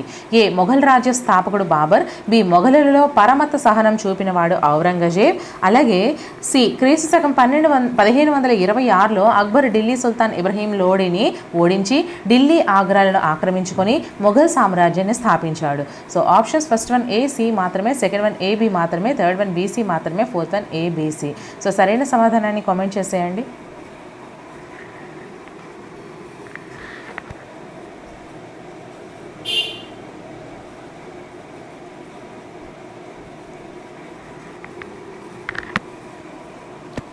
ఆన్సర్ వచ్చేసరికి fourth one is the right answer అమ్మా. Fourth one is the right answer. ABC మూడు కూడా సరైనవే. ఏంటేంటి మొఘల్ సామ్రాజ్యం గురించి సరైన వాక్యాలు ఏంటేంటి? మొఘల్ రాజ్య స్థాపకుడు ఎవరు? బాబర్ అండి. అలాగే మొఘలులలో పరమత సహనం చూపిన వాడు ఎవరు? ఔరంగజేబ్ అండి. తర్వాత క్రీస్తు శకం 1526లో అక్బర్ ఢిల్లీ సుల్తాన్ ఇబ్రహీం లోడిని ఓడించి ఢిల్లీ ఆగ్రాలను ఆక్రమించుకుని మొఘల్ సామ్రాజ్యాన్ని కూడా స్థాపించారు. ఎవరు స్థాపించారమ్మా? ఈ యొక్క అక్బర్ అయితే స్థాపించడం జరిగింది. ఎప్పుడు? 1526లో. ఎవరిని ఓడించి? ఇబ్రహీం లోడిని. ఈయన ఎవరు? ఢిల్లీ సుల్తాన్. ఓకేనా. ఏ రాజ్యాలను ఆక్రమించుకున్నారు అంటే ఢిల్లీను, ఆగ్రాను ఆక్రమించుకున్నారు. So next question, third question. క్రింది వాటిని జతపరచండి. సో లెఫ్ట్ సైడ్ మొఘల్ చక్రవర్తి పాలనా కాలం, రైట్ సైడ్ చూసుకుందాం. First one Humayun, second one Shahjahan, third one Jahangir, fourth one Akbar. So పాలనా కాలం చూసుకుంటే ఏ, క్రీస్తు శకం 1530 to 1556. బి, క్రీస్తు శకం 1627 to 1658. సి, క్రీస్తు శకం 1605 to 1627. డి, క్రీస్తు శకం 1557 to 1605. సో ఆప్షన్స్ చూసుకుంటే first one CABD, second one ABCD, third one DCBA, fourth one CABD. So సరైన సమాధానం కామెంట్ చేసేయండి అమ్మా.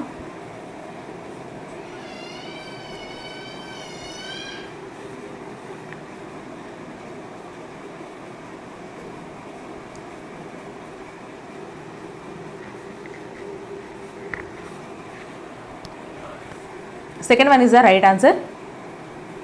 హుమయూన్ వచ్చేసరికి క్రీస్తు శకం 1530 to 1556 అండి. షాజహాన్ వచ్చేసరికి క్రీస్తు శకం 1627 to 1658.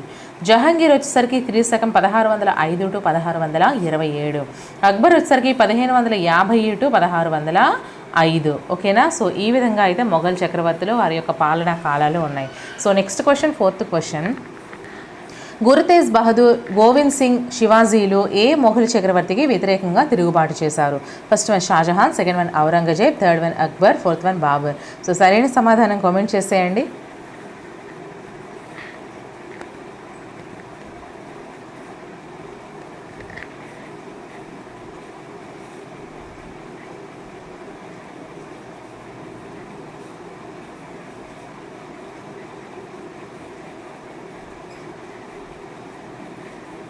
Second one is the right answer.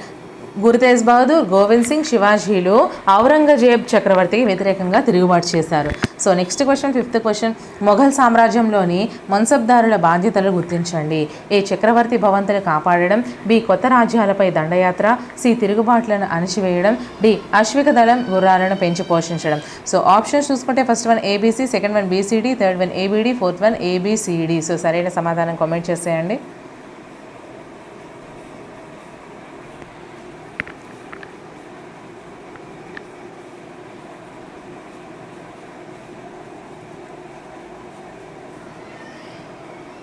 So 4th one is the right answer అమ్మా, ఏబిసిడి. మొఘల్ సామ్రాజ్యంలో మున్సబ్దారుల బాధ్యతలు గుర్తించండి అంటే మనకి చక్రవర్తి భవంతులు కాపాడడము, కొత్త రాజ్యాలపై దండయాత్ర, తిరుగుబాట్లను అణిచివేయడము, అశ్విక దళం గుర్రాలను పెంచి పోషించడం, ఇవన్నీ కూడా మొఘల్ సామ్రాజ్యంలోని మున్సబ్దారుల బాధ్యతలే. ఓకేనా. So next question, 6th question, మొఘలుల ప్రధాన ఆదాయ వనరు ఏది? ఫస్ట్ వన్ ఇంటి పన్ను, సెకండ్ వన్ విదేశీ వ్యాపారం మీద వచ్చే డబ్బు, థర్డ్ వన్ వ్యవసాయ ఉత్పత్తులపై వేయబడే పన్ను, ఫోర్త్ వన్ బంగారం ఎగుమతులు. సో సరైన సమాధానం కామెంట్ చేసేయండి.